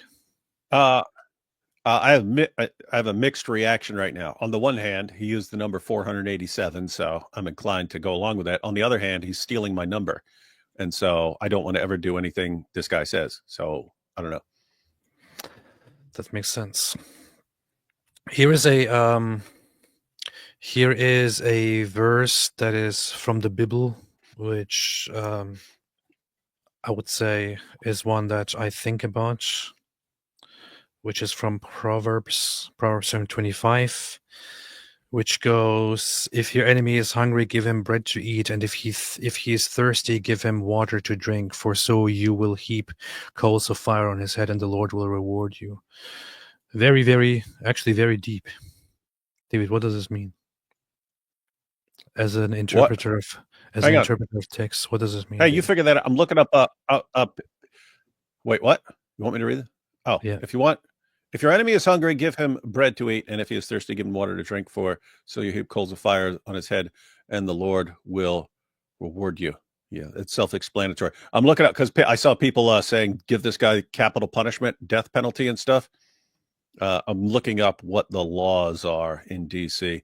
District of Columbia does not have a death penalty. It was abolished in 1981. The district's death penalty law was nullified by the Supreme Court decision in Furman versus Georgia in 72 and formally repealed by the D.C. Council in 1981. That's very Hang on. D.C. law has 30 years to life imprisonment without release for the most severe crimes. But while D.C. bans the death penalty, federal prosecutors can still push for capital punishment for federal crimes. Terrorism would be that. So, okay, this guy could get the death penalty. That's interesting. The people who support us, I wonder if they would support us holding all Muslims accountable for Hamas. Let's apply the same standard to them. Of course, they would totally accept this man because they are they're the most consistent people on the face of the planet, or on the face of the planet. So, they will always accept it as well. If they blame the Jews for everything, then we can also always blame the Muslims for everything that one person does. It's completely reasonable. Yeah. Yeah. Noam MKW capital punishment. Hey, that hypocrisy. You have two. There's another huge hypocrisy there. So you got that one, right? You got that one. That now this guy's a leftist, but a lot of the people who are celebrating him and celebrating the idea of just killing two people who are going to an event like that, those are the exact same people who told us for years after every Islamic terrorist attack, hey, don't associate that with any other Muslim, even though it has something to do with Islam, and it's right out of the Muslim sources. Do not associate that with any other Muslim ever. It's wrong and immoral to associate anything, even Islam itself, with Muslims. So don't ever do that. Keep everything completely separate. Those are the same people. There's a Jew, kill them anywhere. Any Jew in the world, kill them all, right? Because of what this Jew over there did. So you've got that. But then in addition to that, you've got this guy. We're always warned that if you keep criticizing Islam, this will lead to an anti-Muslim wave of hate crimes, right? We've been warned about that for years. In fact, we've been warned about that after every Islamic terrorist attack ever. We're warned. If you criticize Islam for this, you're basically calling for genocide against Muslims. So don't ever associate any of these terrorist attacks with Islam, because if you do, you're going to get a wave of anti-Muslim hate crimes. You don't want to do that, do you? So the exact same people who told us that for years are the same people who run around the Jews, except the big difference is this actually does lead to Jews being killed at random. Yes. So double hypocrisies everywhere. Sankey, Kanye has apologized for anti-Semitism. You think it's related to this case, or did he just finally take his meds? I have a very simple response to this, but I don't want to sound like a doctor when we have a doctor here in the room with us. But let's actually have a look at this. So Kanye West, after the attack happened, hey, click on that. See if my response comes up. While we were here, I typed a response to him. There it is. Dear Yi, if you are serious about being done with anti-Semitism, you need to sever ties with anyone around you who has been encouraging your anti-Semitic behavior. Surround yourself with better people who won't use you for their own agenda. Because what I'm saying right there is, if he's it's always because he's bipolar, so it's possible that he just switched to a different pole right now and that he's in a different place. Also possible that he did take his meds. Also possible that he's just He looked at what's going on. Hey, I've been sitting here, Heil Hitler, and then Jews just got killed. What's going on here? Possible that and any combination of that. But here's the thing. He's bipolar, so he's gonna swing he's gonna swing to insane. It's a matter of time before he swings to insane. When that happens, when you are swinging back and forth between insanity, and so on, you need to make sure that there are good people around you to help you when you're losing your mind. What you don't want is a bunch of people like Nick Fuentes and Milo and Sneeko and stuff around you when you're losing it, because they're going to take advantage of that. And so, yep. So here's the thing. I wouldn't spend a second thinking that there's anything genuine about this. The one thing is that he has a severe form of bipolar disorder, possibly with severe paranoia and psychotic features. And seems to get worse over time. It seems that he's unmedicated, because the last time he actually blamed his medication. He blamed the Jews for his medication, and said that the Jews were giving him medication to stifle his potential and all that, and were trying to kill him or something like that. So he seems like an unmedicated bipolar guy, but he also, aside from just being mentally ill, is a horrible person, as it seems, and his track record speaks for himself. How many times did he come around and appear like, oh no, I'm gonna be a better person now, and then 2 days later he once again turns around and is just the worst person in the world. He said, I am done with anti-Semitism. I love all people. God forgive me for the pain I've caused. It's very, very interesting, because just a few weeks ago he called himself God. So I guess he's praying to himself. Forgive those who have caused me pain. Thank you, God. I simply got a FaceTime from my kids and I want to save the world again. I'm sorry, but this just sounds like psychosis. And the earth itself is in God's kingdom. God calls for peace, share love. So here is a very mentally ill person, and there are millions of people out there actually feeding this mentally ill person instead of trying to help him or leaving him alone.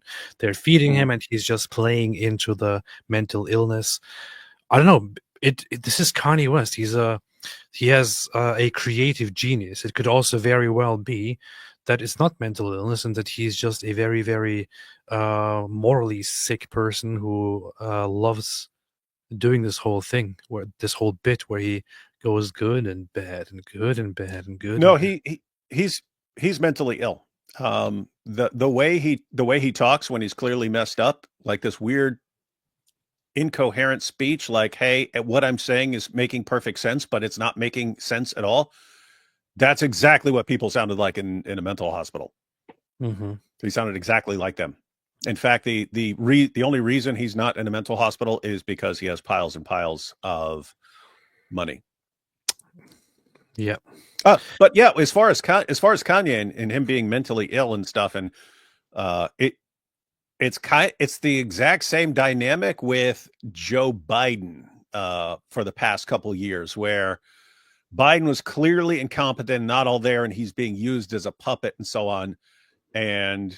But I had no hostility to Biden for that, because I don't think he's even competent anymore. You can blame him for stuff that he did when he was competent, but not when he's completely incompetent. It's, you blame all the people around him who are using him when he's just completely lost it. And likewise with Kanye, there's all sorts of stuff. If he does something when he's coherent and thinking clearly, then you blame him for that. If he's lost it, then you basically gotta, need to lock him in a room during that time. Need good people around him to put him in a room when he's losing it. I mean, he's got money. Could even have a really, really nice place. Okay, Kanye, you're in a dark place right now. And oops, all the internet is down for the next 3 months. So just stay here and play video games and stuff like that. And don't under any circumstances send a message to anybody.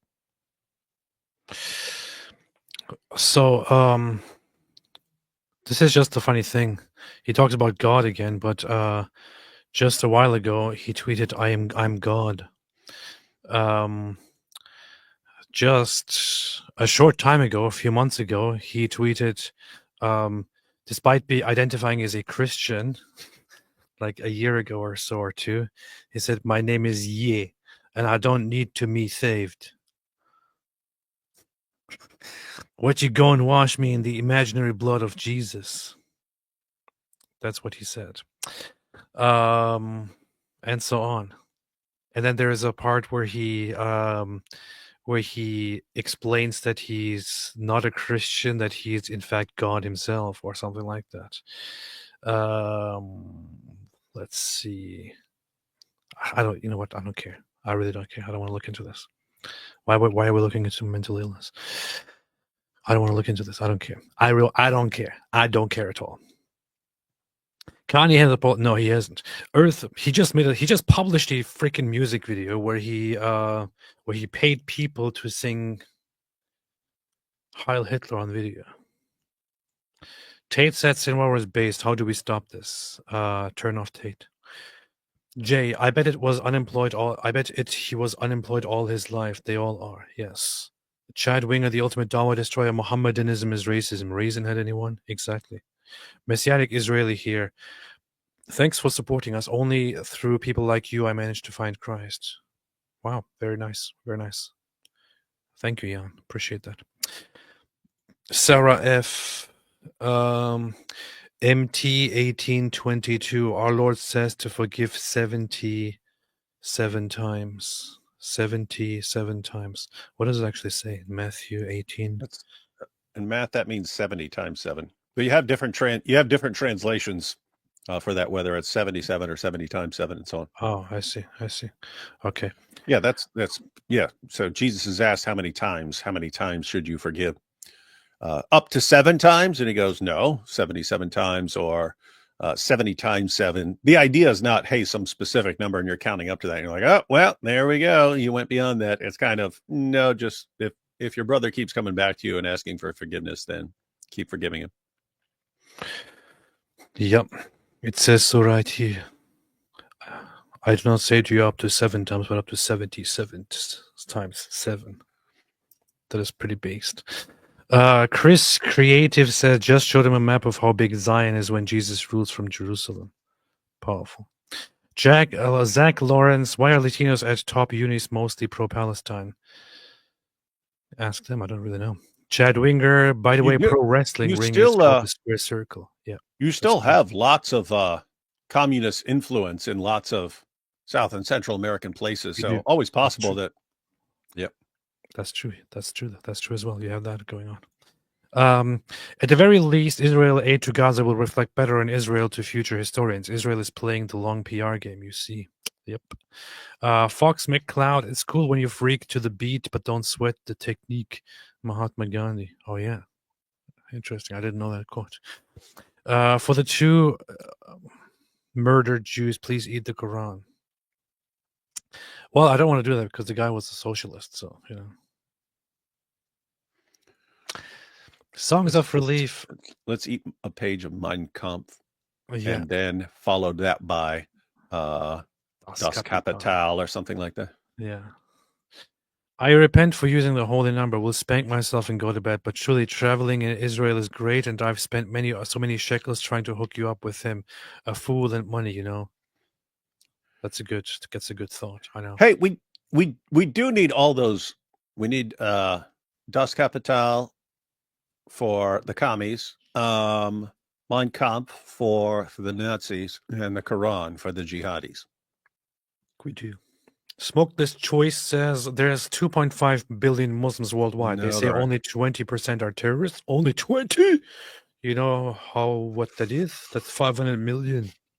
Powerful. Fox McCloud, chill, bro. I can only do 2 at a time, Muhammad.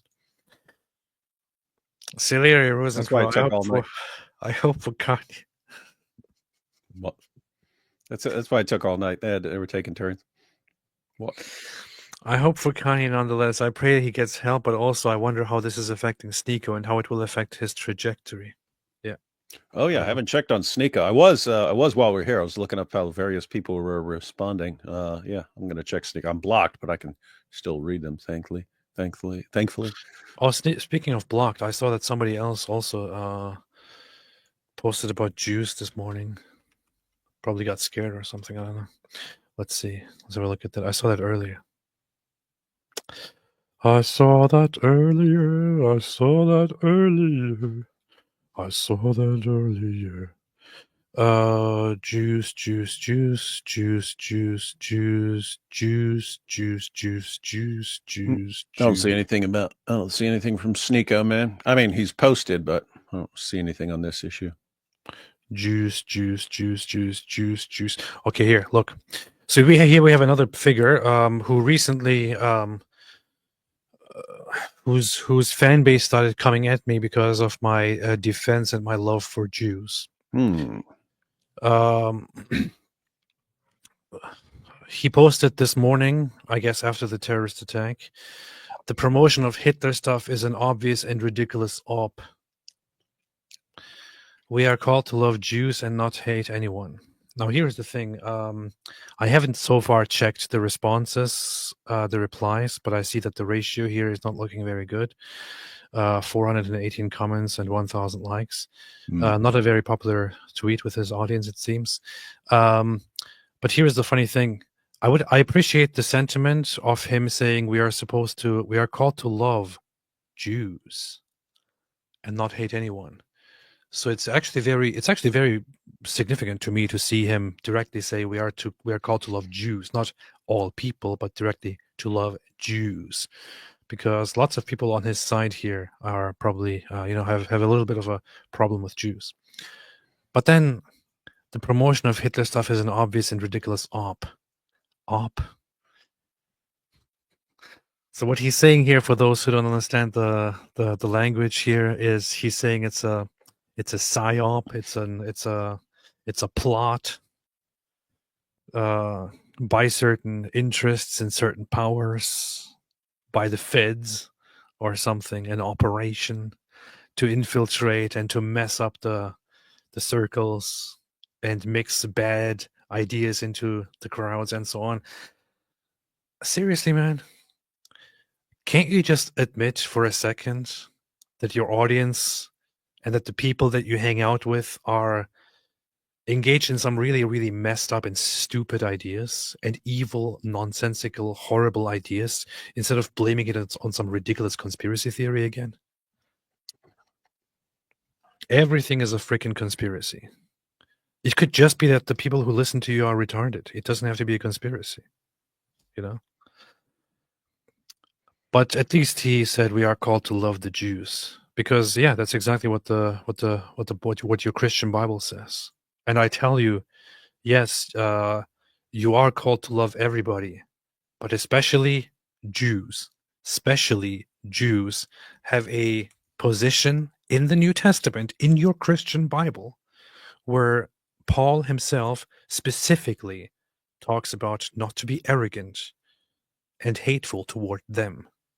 He doesn't talk about this with specifying people about anybody else, only about Jews. Maybe he was biased because he himself was a Jew, I don't know. But you are specifically reminded to not hate the Jews and not to be arrogant toward them. So it's good that he at least points this out, but then again, he turns it into a whole conspiracy theory. I don't know. Hey, that would actually be funny. We don't have to love the Jews. But Paul said, why am I going to trust a Jew? Here's Travis Alaric says, AP, the modern Jews are Turkic descent. Number one, that's a stupid conspiracy theory that has been debunked into oblivion, it should be, but apparently because there are lots of dumb people around, it doesn't get debunked into oblivion. It gets debunked into the oblivion of any sane person, but pretty bad people who are bad with facts actually still hold on to it. If the modern Jews were actually descendants of the Khazar Turkic people, they wouldn't look the way they look today. Are you aware of that, Travis? Do you know the way I they'd look like idiots. they're actually Turkic. They look I like don't weird. They look like weird aliens, and possibly otters. look. I don't look very Turkic. It's probably because I have a lot because I'm probably very much originally Armenian Greek with some Turkish influence and so on. Yes, But you're like tiny percent otter.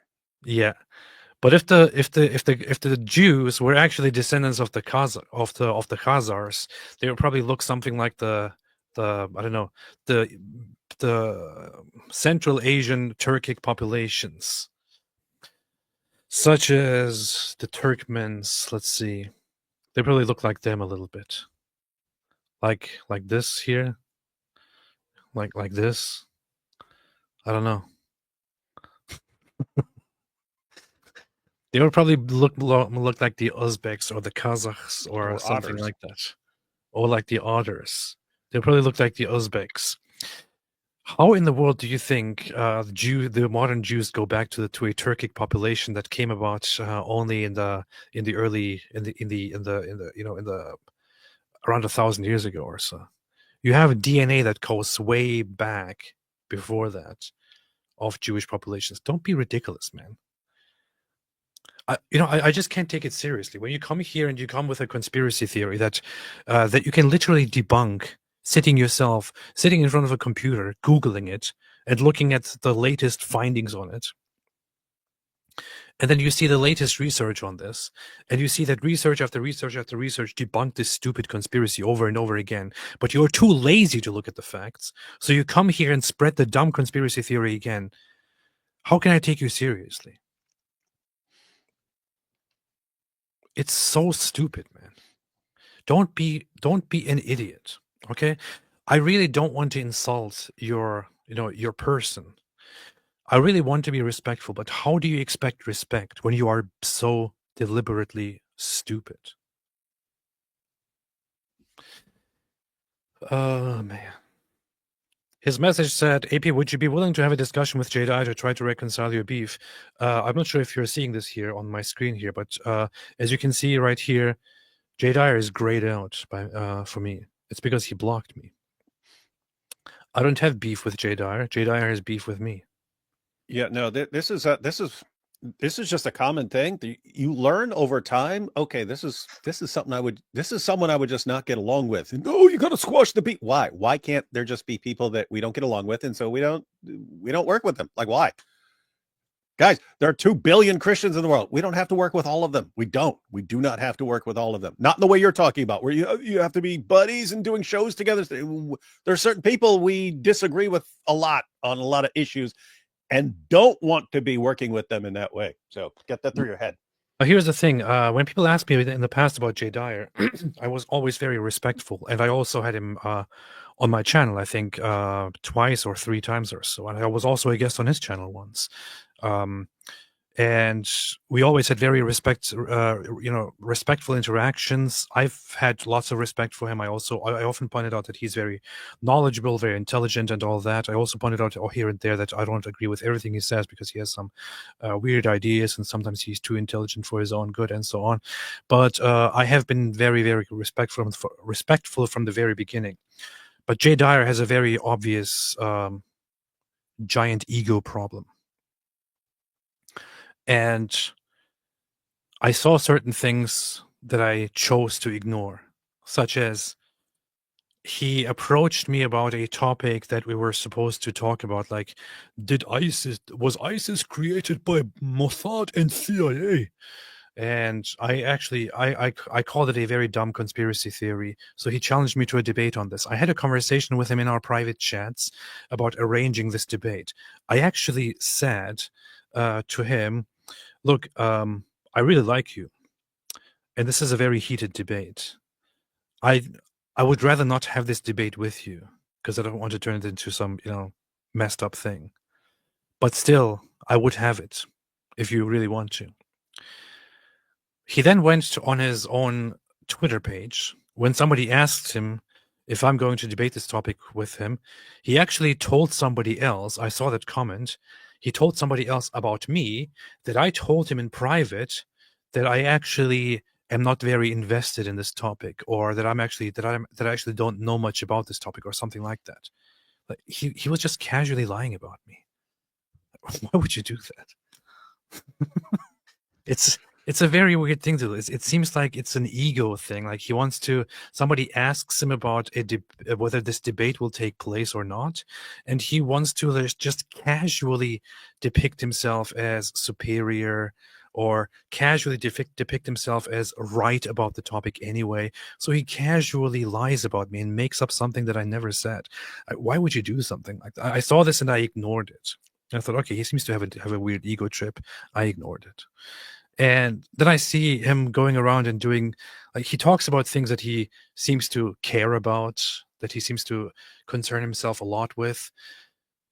But the focus is always, oh, I have been pointing this out for years now. I said this thing first. Or I did this thing first. Or now people are catching on, but they are not pointing out that I have been saying. Like, he has this very strange attitude of, he doesn't actually care about truth and about what is going on. He rather cares that he himself gets credit for pointing out that something is, that something is going on.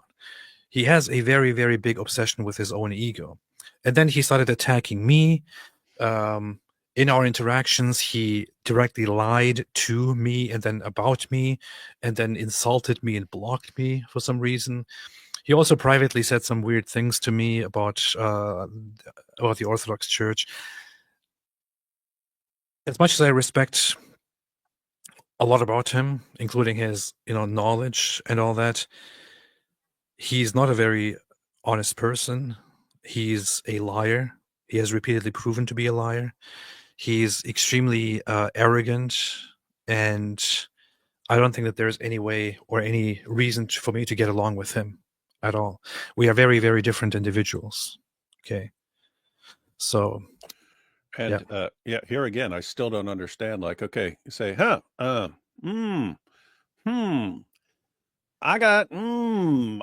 this guy doesn't seem like someone I would want to be around. And there's certain, like, if you're talking about, you have a private conversation with someone and then they completely misrepresent it. When that happens, I don't want to communicate with that person anymore. I don't.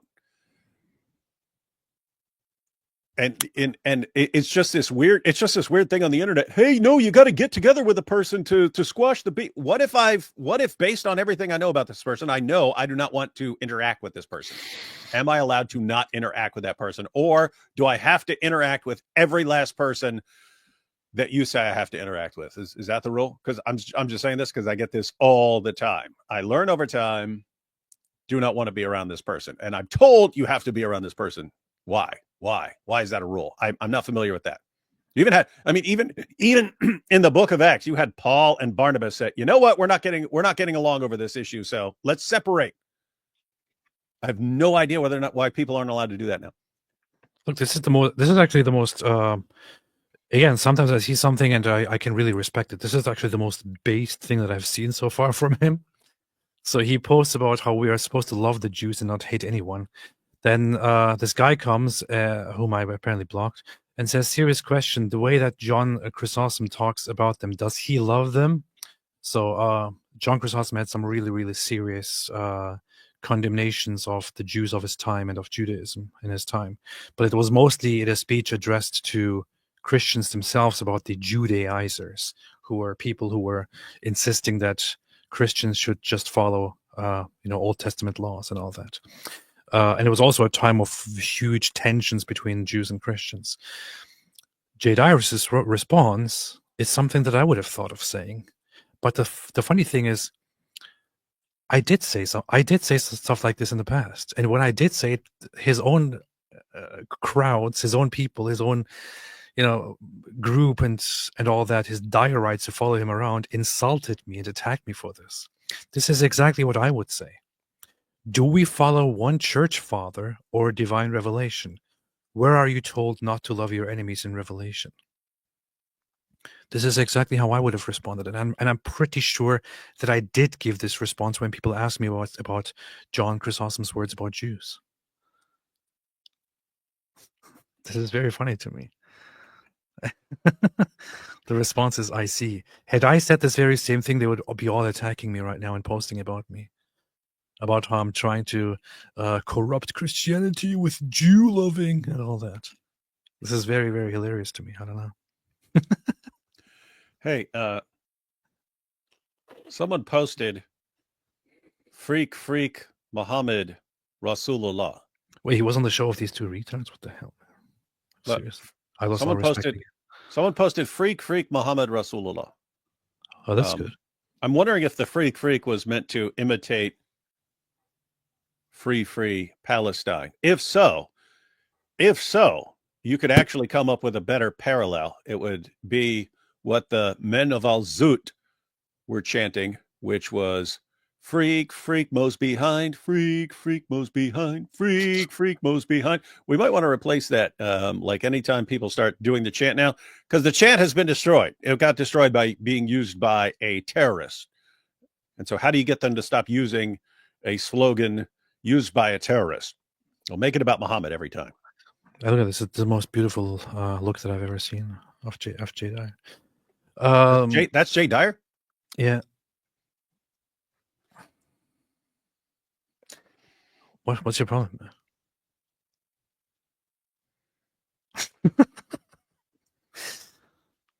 Wow, look at this. Look at this. Here. Orthodox Christians, supposedly. Hitler would be far preferential to any world leader the West has today. National Socialism is the only solution to the Jewish world order that is ruling us today. Here's the funny thing. I really wonder if this person actually goes to any church, any Orthodox church. Convince me. Go to any known Orthodox Christian priest or bishop and repeat these lines to him, and see what kind of a reaction you get from that Orthodox clergyman. Really, I cannot think of a single church that is actually in communion with the Greater Eastern Orthodox Church that would approve of this disgusting, vile bunch of human excrement that I see here. You know, there is a great channel which is an Eastern Orthodox film channel called Harmony. They make very, very good videos. Here, this channel here, which I am subscribed to and also actually am a member of to watch their members only videos. This channel makes some really, really, really good stuff. Recently, as you can see here, I watched certain videos with my wife that they made. Recently, they dedicated quite some time on making a film series about Alexander Schmurel from The White Rose. I actually wanted to ask them for permission to show some of it on my channel here, because I thought it was amazingly done. After they were done with that, they spent the last few weeks making a series about Saint Maria of Paris. Both of these people are known as saints in the Greater Eastern Orthodox Church because they fought the Nazis and were murdered by the Nazis. That's primarily what they were known for. So there is a title called Passion Bearer for Saints.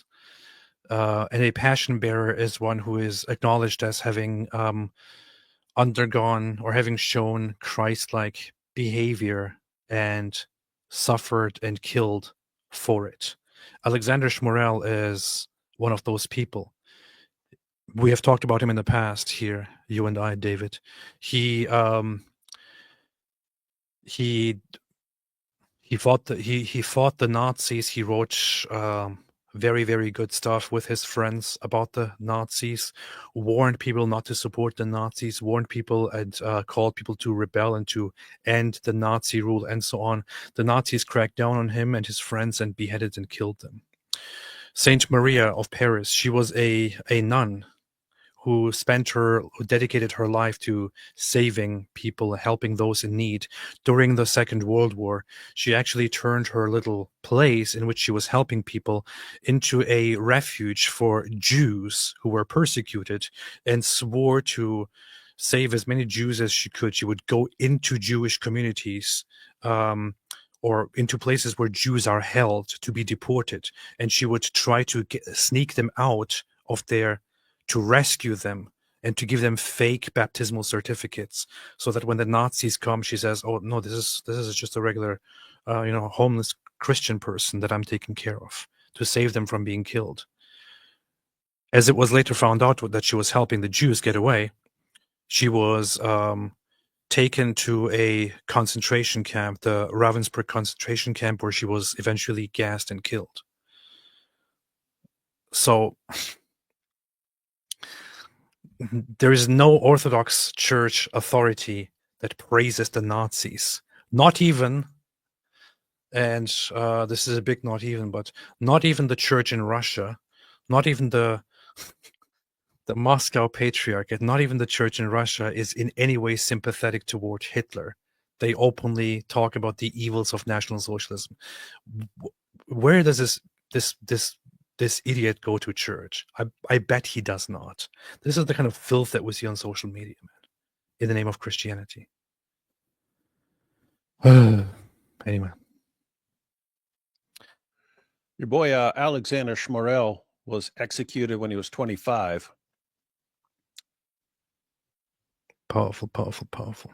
Interesting fellow, man. Interesting fellow. He was actually in the army for a little while. Yeah. He refused. You had to swear an oath to Hitler, and he wouldn't do it, but they let him in anyway. Powerful. Yep. And then he joined the resistance group. Yeah. I don't care what you think about what kind of a Christian I am and whether I have the right to say this or not. I've said this before as well. But if you claim to be a Christian but you actually say dumb stuff like this, you can love all people while at the same time agreeing with Hitler that those of European descent should not have to live among them or have them influence our civilizations. I'm sick of hearing of Zionists, Jews. If you actually agree with Hitler or praise Hitler or something like that, you shouldn't call yourself a Christian, because you're not a Christian. It's like saying I'm a Christian and I believe in Satan. I'm a Christian, but I agree that Satan is a very, very good guy and has some very good ideas. You're not a Christian. I'm sorry, you're just not. Your hero that you're praising here was as anti-Christian as it gets. He hated Christianity because he considered it a Jewish religion. He used Christianity and wanted to turn it into something else. He had an organization under his government that was actively working day and night to create a new Bible. You can actually find it. I downloaded it recently to read through it. To find a new Bible that is a revision of the Gospels and the New Testament, that removes any Jewishness about it and turns Jesus into a completely different figure who is actually a hero who is fighting against the Jewish authorities and all that, and who is an Aryan guy and all that. The Nazis were as anti-Christian and anti-Jewish as it gets. If you call yourself a Christian and actually support stuff like that, you shouldn't call yourself a Christian. You pick one. You can't have both. Steve Sine, the most disturbing thing about all this is how many non-Arabs suddenly became pro-Hamas jihadists, like they're all being controlled by some demon. They are. Neil Pound says, the real Islamic dilemma is whether they want to persecute Christians or Jews on a particular day. Powerful. That's true. Tez Bot, just reading comments on Facebook. So many believe propaganda, far left dangerous. Facebook? You actually read stuff on Facebook? That's interesting. That's more impressive than anything. So sad about this young couple. Yeah. I'm Latino Catholic and I stand with Israel. Good. Power to you. Unlike Ye, says Misha, Ezra was unwillingly thrust into the limelight by the victim of Al-Zud. This is surely a scientific miracle. Ezra, being son of God, is what keeps fresh and salt water from mixing. Hail Ezra. Powerful. MT was just over at Tim Pool and Scott Horton took over the show because Tim isn't there and was the whole time blaming Israel. Hamas plus Muslims have zero agency. That's very stupid. What do you expect? Smokeless Choice with Alidawa's high voice. Is he transitioning? Yes, he is. As much as this tragedy angers us. You need to say with his high voice, with his high pitched voice, and loving to get graped in the mouth. Yes. Yes, that's good. As much as the tragedy angers us, they both are now at the foot of his throne, praying for Rodriguez and the other mentally and spiritually challenged. MT retards online. Ali have said 40 babies. OMG, Israel bad because 40 babies weren't beheaded. 40 were just killed. Also retards online. So what if Hamas lied about 14,000 babies? It's genocide. Oh boy, wait a minute. Now that you say genocide like that, I quickly want to have a look at something here. Did you see, David, did you see that clip going around from a certain online entertainer that I heard of for quite a while, but don't know much about? Who calls himself Theo Vaughn. No. I mean, I think I've heard of that name, but what? It only sounds slightly smarter than this. Wait.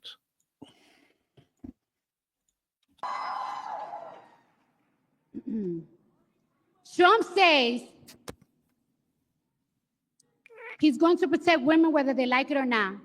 Well, if his definition of protection is not the freedom of choice. Funny thing is, sorry for deviating from the topic, but the funny thing is, after this, I saw this here. Trump says, and then I watched it again. Trump says. Why are you making fun of someone's accent, man? You have an accent. You've mispronounced like 18 words during this live stream. You're sitting here. Funny, you're sitting here making fun of this multimillionaire. Trump says. Anyway, that was not the point. I was going to. I was going to talk about this here. This guy is Theo Vaughn. Oh, that guy. I've seen. I've seen that guy. So he's dumb. I haven't watched him, but I've seen him pop up like right there. In fact, probably whatever this clip is. So I saw this. That's Theo Vaughn? Yeah. You know, I wanted to say something. There's been something that's just been kind of on my heart, and so I feel like I should bring it up. There is, you know, we've had people on the podcast in the past to talk about it. And there's a conflict that's been happening in the Middle East. People know about it. Really? Between Israel and Palestine and some of the areas over there, the Gaza area they talk about. Is this breaking news? Hey, you know, some people have heard about it, but there's this conflict going on over in the Middle East now. You guys don't know where that is, but it's this place over across the ocean. And there's a place called Israel, and there's a place called Palestine, and they ain't been getting along too well. And some of the regions there, like the Gaza, what they're talking about, you know. Mm-hmm. Listen to this again. Listen to this description here of events. At least people know about it. Between Israel and Palestine and some of the areas over there, the Gaza area they talk about, and there's something called Gaza. So you got Israel, you got Palestine, and you got someplace people are talking about. It's called Gaza. Here's the thing. As a rule, if you are just an entertainer or a comedian or an interviewer, you know, you shouldn't sit there and talk about and give your opinions on things, especially if you're dumb as a rock. You know, you shouldn't be talking about these things and presuming to be an authority, presuming to have something meaningful to say about this. And at least do the slightest bit of effort and inform yourself about it before you speak about it. He did. He looked up a couple of the names. He discovered that there's a place called the Middle East, and a place called Israel, and a place called Palestine, and a place called Gaza. How much more do you expect him to know with a haircut that looks like one of my cousins from Preston County, West Virginia? Like I'm still not sure if this is a comedy bit, but apparently it's very serious. But this is not even. This is nothing. Look at this. And I just think it feels to me. It feels to me like it's a genocide that's happening while we're alive. I just learned the names of these places, but to me, it feels like a genocide. Why? Because you did any research? No, because a bunch of people are saying that, and it makes me feel like it's a genocide. But as a rule, a bunch of people are yelling at something, then I think, oh, I should feel that way too, and I start feeling that way. Dude, look at him. That's your screenshot there if you ever want to do a show about him. think it feels to me. I don't know if it feels to me like it's a genocide that's happening while How does a genocide feel, Theo?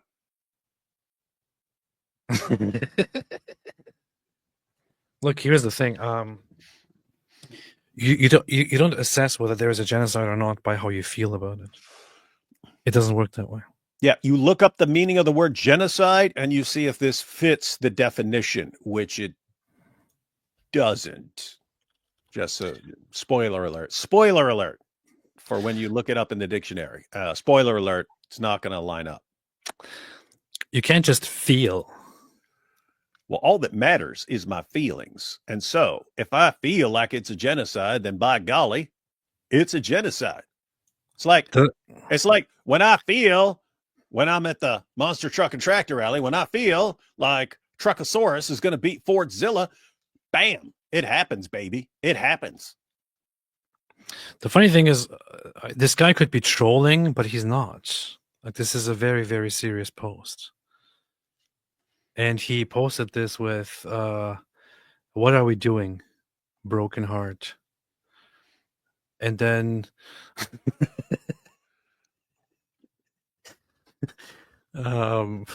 Abby says, dude, it is within your power to not be this dumb. But he actually feels like there's a genocide. And then, of course, this comes after he is invited to speak in Qatar and to entertain people in Qatar, and then to put on Qatar costumes and all that. So it's very, very interesting. But he thinks there's a genocide going on because he feels like it's a genocide. Nobody cares what you feel. And I just think it feels to me. I don't know if it feels to me like it's a genocide that's happening while we're alive here in front of our lives. What does it even mean? Go back, man. Go back. What the hell does it even mean? Just think it feels to me. I don't know if it feels to me like it's a genocide that's happening while we're alive here in front of our lives. While we're alive here in front of our lives. What the hell does it even mean? I don't. You really need to smoke less of that, man. And I don't.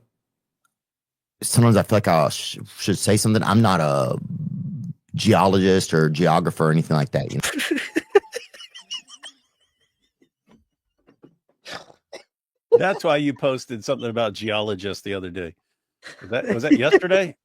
I saw you babbling about not being a geologist or something like that. Now it makes sense. The funny thing is, I didn't even listen this far when I first made a response tweet about this, and then I saw people saying, "What geologist?" And I thought, "What geologist?" So I went back and listened to it, and then he actually says, "Yeah, I'm not a geologist."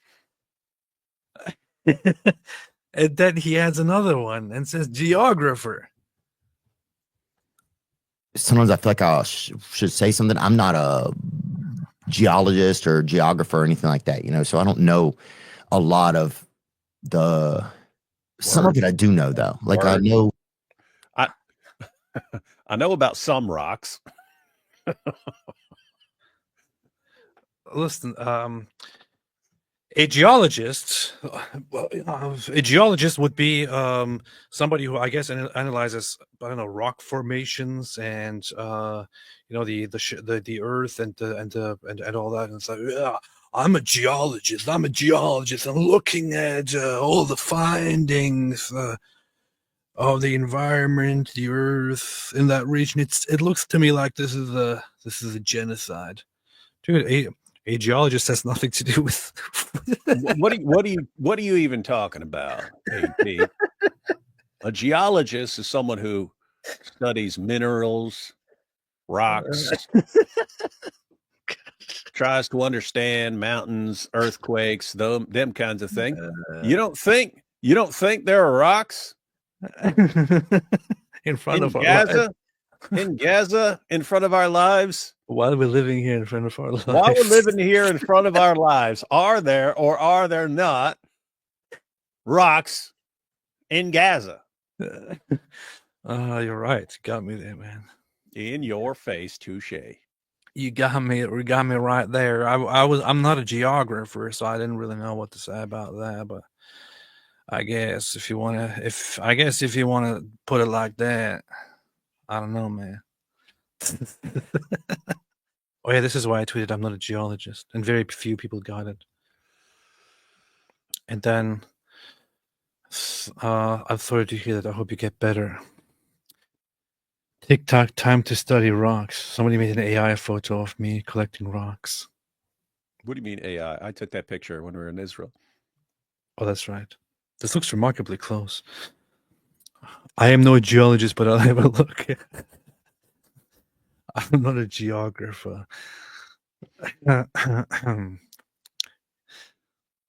Genocide. What's a picture? Man. The basics of the issues over there. But for me, it's just like how I feel like you see all these photos of people, just children, women, people, body parts, just people like putting their kids back together. And I just can't believe that we're watching that and that more isn't said about it. Are you freaking serious, man? Putting their kids back together? So we watching that and we're not seeing more being said about this. First off, everybody's talking about this day and night. It's like the most talked topic for the last 2 years or so. What do you mean? Everybody's talking about this. Everybody's talking about this, and the vast majority of what is being said is complete misinformation. But how many geologists are using their expertise to talk about this? There's a very, very sad situation going on there. Lots of people are dying. Lots of innocent people are dying. Guess what? When there is a war, innocent people die. Lots of innocent people die. That's what happens. It shouldn't be happening. It shouldn't be happening. It should never again be happening. The solution to that would be to stop the one side that insists for 80 years now or more, 120 years, 140 years, or 1,400 years, no matter how you want to look at it, that insists on fighting over and over again and again. Convince them to stop fighting and to start working toward peace. Anyway, I've had so enough of this nonsense. Haj Rayyan al-Ghazali said, Dirka Dirka Muhammad Jihad. This is a very, very good point. Anonymous, so be it, is a great Messianic Jew YouTube channel. I know, I see their stuff sometimes. They have very nice discussions with Jews in the streets of Jerusalem. Very, very good stuff. Fox McCloud, mayor praised the Catholic Church for saving Jew. Which mayor? You mean Golda Meir? Police look up Theo Vaughn preaching as a kid. No, I don't want to. I don't want to see anything else from him. It looks like it looks like one of those deep fakes where because it's over a classic clip of some extremely angry young person who is preaching. All right. Anything else, David? Oh, he's a stand-up comedian, podcaster, and actor. So yeah, geologist is not on that list. Okay. Just wanted to verify. Stand-up comedian, podcaster, and actor, not a geologist. Yeah. Anything else, David? His father was 67 when he was born. My goodness. Really? Huh. That's interesting. Well, that explains it. But I'm looking up no geology background at all. Huh. Well, let me tell you personally, as a geologist, I think if there's no genocide going on there, and none of the pictures there look like genocide to me, and I would know what I'm talking about because I'm a geologist myself. And I'm just saying, if you think there's not a genocide and you are not a geologist, you are not qualified to speak on this matter. Yeah, and you're not black. Kiara Reed says, question for AP and Mr. Wood. I am atheist, but I feel like I love Jesus. Since I think about Jesus, my life has been much better and I'm happier, but I'm scared because so much people argue it's fake. How do I find the truth? First, I will let David speak. Yeah, that's actually very common. It was more recent where you had atheists who were like angry about Jesus. Back in the day, it was okay. Yeah, Jesus is a really good guy. Don't believe in the miracles. Don't believe in any of that stuff. Don't believe in that. But really good guy. Glad he had such a important impact on humanity. Then you had, the angry atheist. And fortunately, the angry atheists have been losing ground recently. Allows people to have a bit more common sense. The common sense reaction as an atheist would be, okay, so I don't believe in, God and so on, but I have to acknowledge Jesus is a really good guy and had a lot of teachings that really helped the world. And therefore, you would have a more favorable view. But you might want to think more about why you like Jesus. And just think, if he wasn't who he claimed to be, he'd kind of be mental. He'd kind of be mental or evil. And so this is the famous trilemma, which doesn't work perfectly well because there are other alternatives. But when you actually go to the alternatives, they don't work. So anyway, the idea here is we have an idea of the impact Jesus made on the people around him and the kinds of things he was saying. Okay. And we know about Jesus' impact on the world. So this got put as a trilemma. If Jesus is making these kinds of claims about himself and you think, oh, I don't believe he's Lord, I think he's just a good guy. Okay, well, if he's not Lord and he was saying the kinds of things that he was saying about himself, he would not be a good guy. He would be some sort of lunatic. In other words, if he thinks he is all these things and he's this divine son of God and he's not, then he's kind of a lunatic. Or he would be someone who's making things up about himself. In other words, he's deliberately deceiving people about his own identity. So none of those would be a good person. And none of those kinds of guys, whether he's a lunatic or a liar, should have had the kind of positive moral impact he's had on humanity. So once that was presented as a kind of trilemma, people responded, oh, well, it doesn't have to be one of those. It could have just been legendary development that appeared many, many years later. Problem with that is we know this stuff is very early. We know this goes back really, really early. We've talked about it before. The Apostle Paul converted about 2 years after Jesus' death. Paul was persecuting the church specifically because people were treating Jesus like God.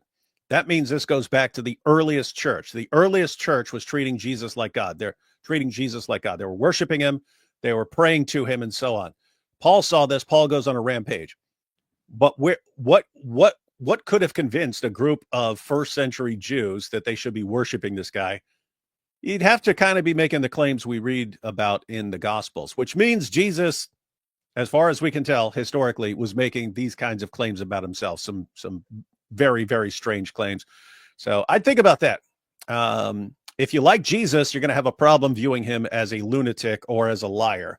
And so you might want to take him seriously. And if you do, well, you got to start looking at his claims about being Lord. As far as a bunch of people telling, no, you're wrong, that would be stupid, that would be dumb.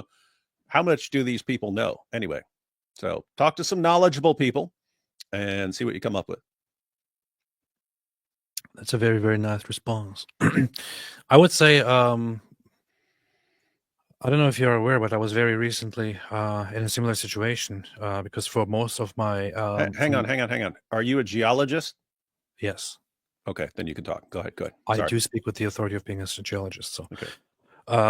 So for much of the last years, I did feel the same way, or in a similar way. I had a lot of respect for Jesus and had a lot of respect for Christianity and all that. but I couldn't find myself believing in something because I had a very skeptic, very hardcore atheistic stance. But I repeatedly and again found myself being very sympathetic and very wishing and willing to be Christian and to be, a believer in something. And it was quite recently that I actually changed my views. But I guess the change in my views came with or after the change in how I actually felt about all of this. There is one recommendation that people made for the longest time now, and I actually had great arrogance when people gave me this advice, which was to read or listen to the book Mere Christianity by C.S. Lewis. And with the little bit that I heard of it or read of it, I didn't want to, and I had some arrogance toward it. As I started reading and listening to it at the same time, I was actually very impressed with it. Very impressed with his responses and his explanations to certain things, matters of belief. But I think it wasn't so much the whole, logical aspect or the arguments for God and the arguments for Christianity than the belonging to Christianity that eventually gave me a push toward Christianity. You say it makes you feel better. You say your life has been much better. You are much happier. There's something that my wife actually said a while ago, which I very much appreciated, which was that when we grew up as children belonging to a certain religious belief, we weren't first taught about the basics or the truth of that religion and about why it is true and why it is not true and so on. We were simply raised with it, and we were doing we were doing things because we were taught that they were true. It is much more difficult to get into a certain religion approaching it rationally rather than just approaching it as a child. If you feel so good about it, if you feel very happy about it, there's nothing wrong with or nothing holding you back from becoming a child again and approaching it like that. Say a prayer. Go to a church. Go to a church service. Say the prayer again and again, not just once, twice, I don't know, every day. Internalize a little bit of that love that you have and the happiness that you feel about it. Go into it like a child without waiting to be fully convinced that it is true. Just approach it with your feelings. There's nothing wrong with it. Absolutely nothing wrong with it. I wouldn't care a single bit about what people want to say nowadays of oh, it's not logical, it's not reasonable, you have to find reason and logic and science and evidence and proof and all that. No, you don't. You absolutely don't. Go with your feelings. You have feelings for a reason. They tell you something very useful and something very, very good. Go with them. If you feel so happy and so good about it, if you feel goodness in it, go to it. Approach it. Try to appreciate it. You don't have to dedicate your life to it right now. You can try it and see where it leads you. I mean, in theory, right? If you don't like it, you can still say, "Oh, actually, you know what? I don't really like this. I want to back out of here." You can still try it. Nobody's forcing you to go in or to stay in there. I would say if you feel so happy and so good about it, go and do it and attach yourself to it a little bit. I did that, and I'm very, very happy. I'm so much happier than I have been for the last 10 years or so. Hope that helps. Sarah F. said, I know your GOAT slogan is iconic, but I hope it may one day say, stay close to Christ instead. That's funny. Maybe it should. Timothy Freeman, Requiem aeternam dona eis, Domine et lex perpetua luceat eis. Requiescat in pace beata Maria Virgo per dolens, ora pro nobis Ave Maria. Indeed. All I know about this is ora pro nobis Ave Maria says, pray for us. Hail Mary. Dona is Mother of God. Light, perpetual light in peace. That's all I can figure out here. Good. Moo Joe says, last week the comedian Theo Von was caught on camera grabbing a man by the throat and pushing him away. The guy told him something. I wonder how he will react if 5 men or his mother are kidnapped or his son. Yes. Hello, family.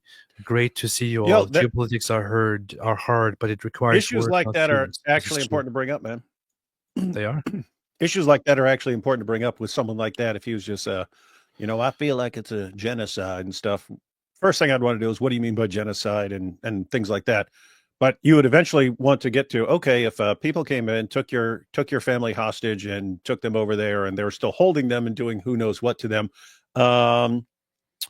What would you think about actually like going after the guys who did it and stuff, and knowing that they're hiding behind civilians? What do you think? What do you think would be appropriate? I bet, because Guy obviously has no clue what's going on. I bet if you asked him what's appropriate, it would involve going after the people to get the people back, and it would involve going and hunting down the terrorists and things like that, which is what Israel's doing. Are retarded. There you go.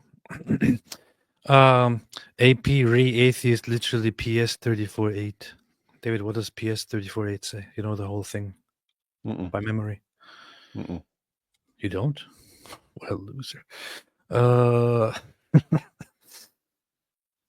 Psalms 34 Psalms 34.8 said, "Oh, taste and see that the Lord is good. Blessed is the man who trusts in him." Powerful. All right, thanks everybody for watching. Kay Leafy says, I feel like I'm a geologist. That's a good combination.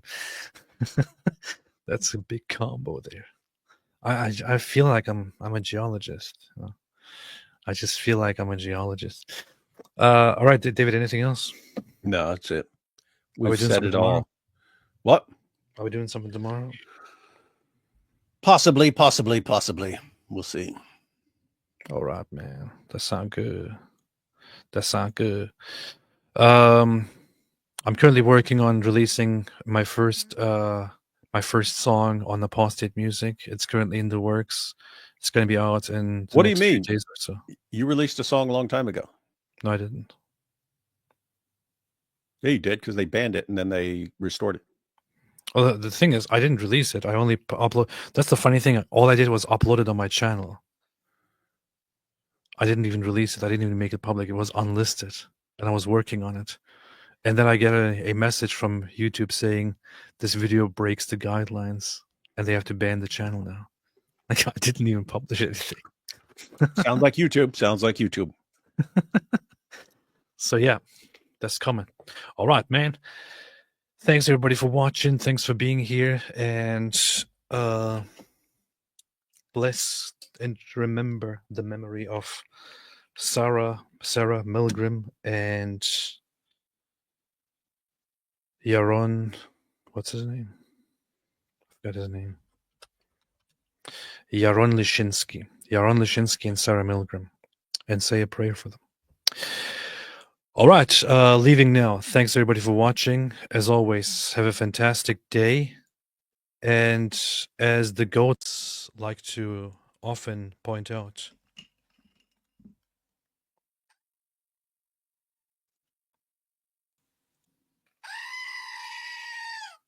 okay, now it works. Which is also translated into English in the following words. Stay away from Islam. Thank you.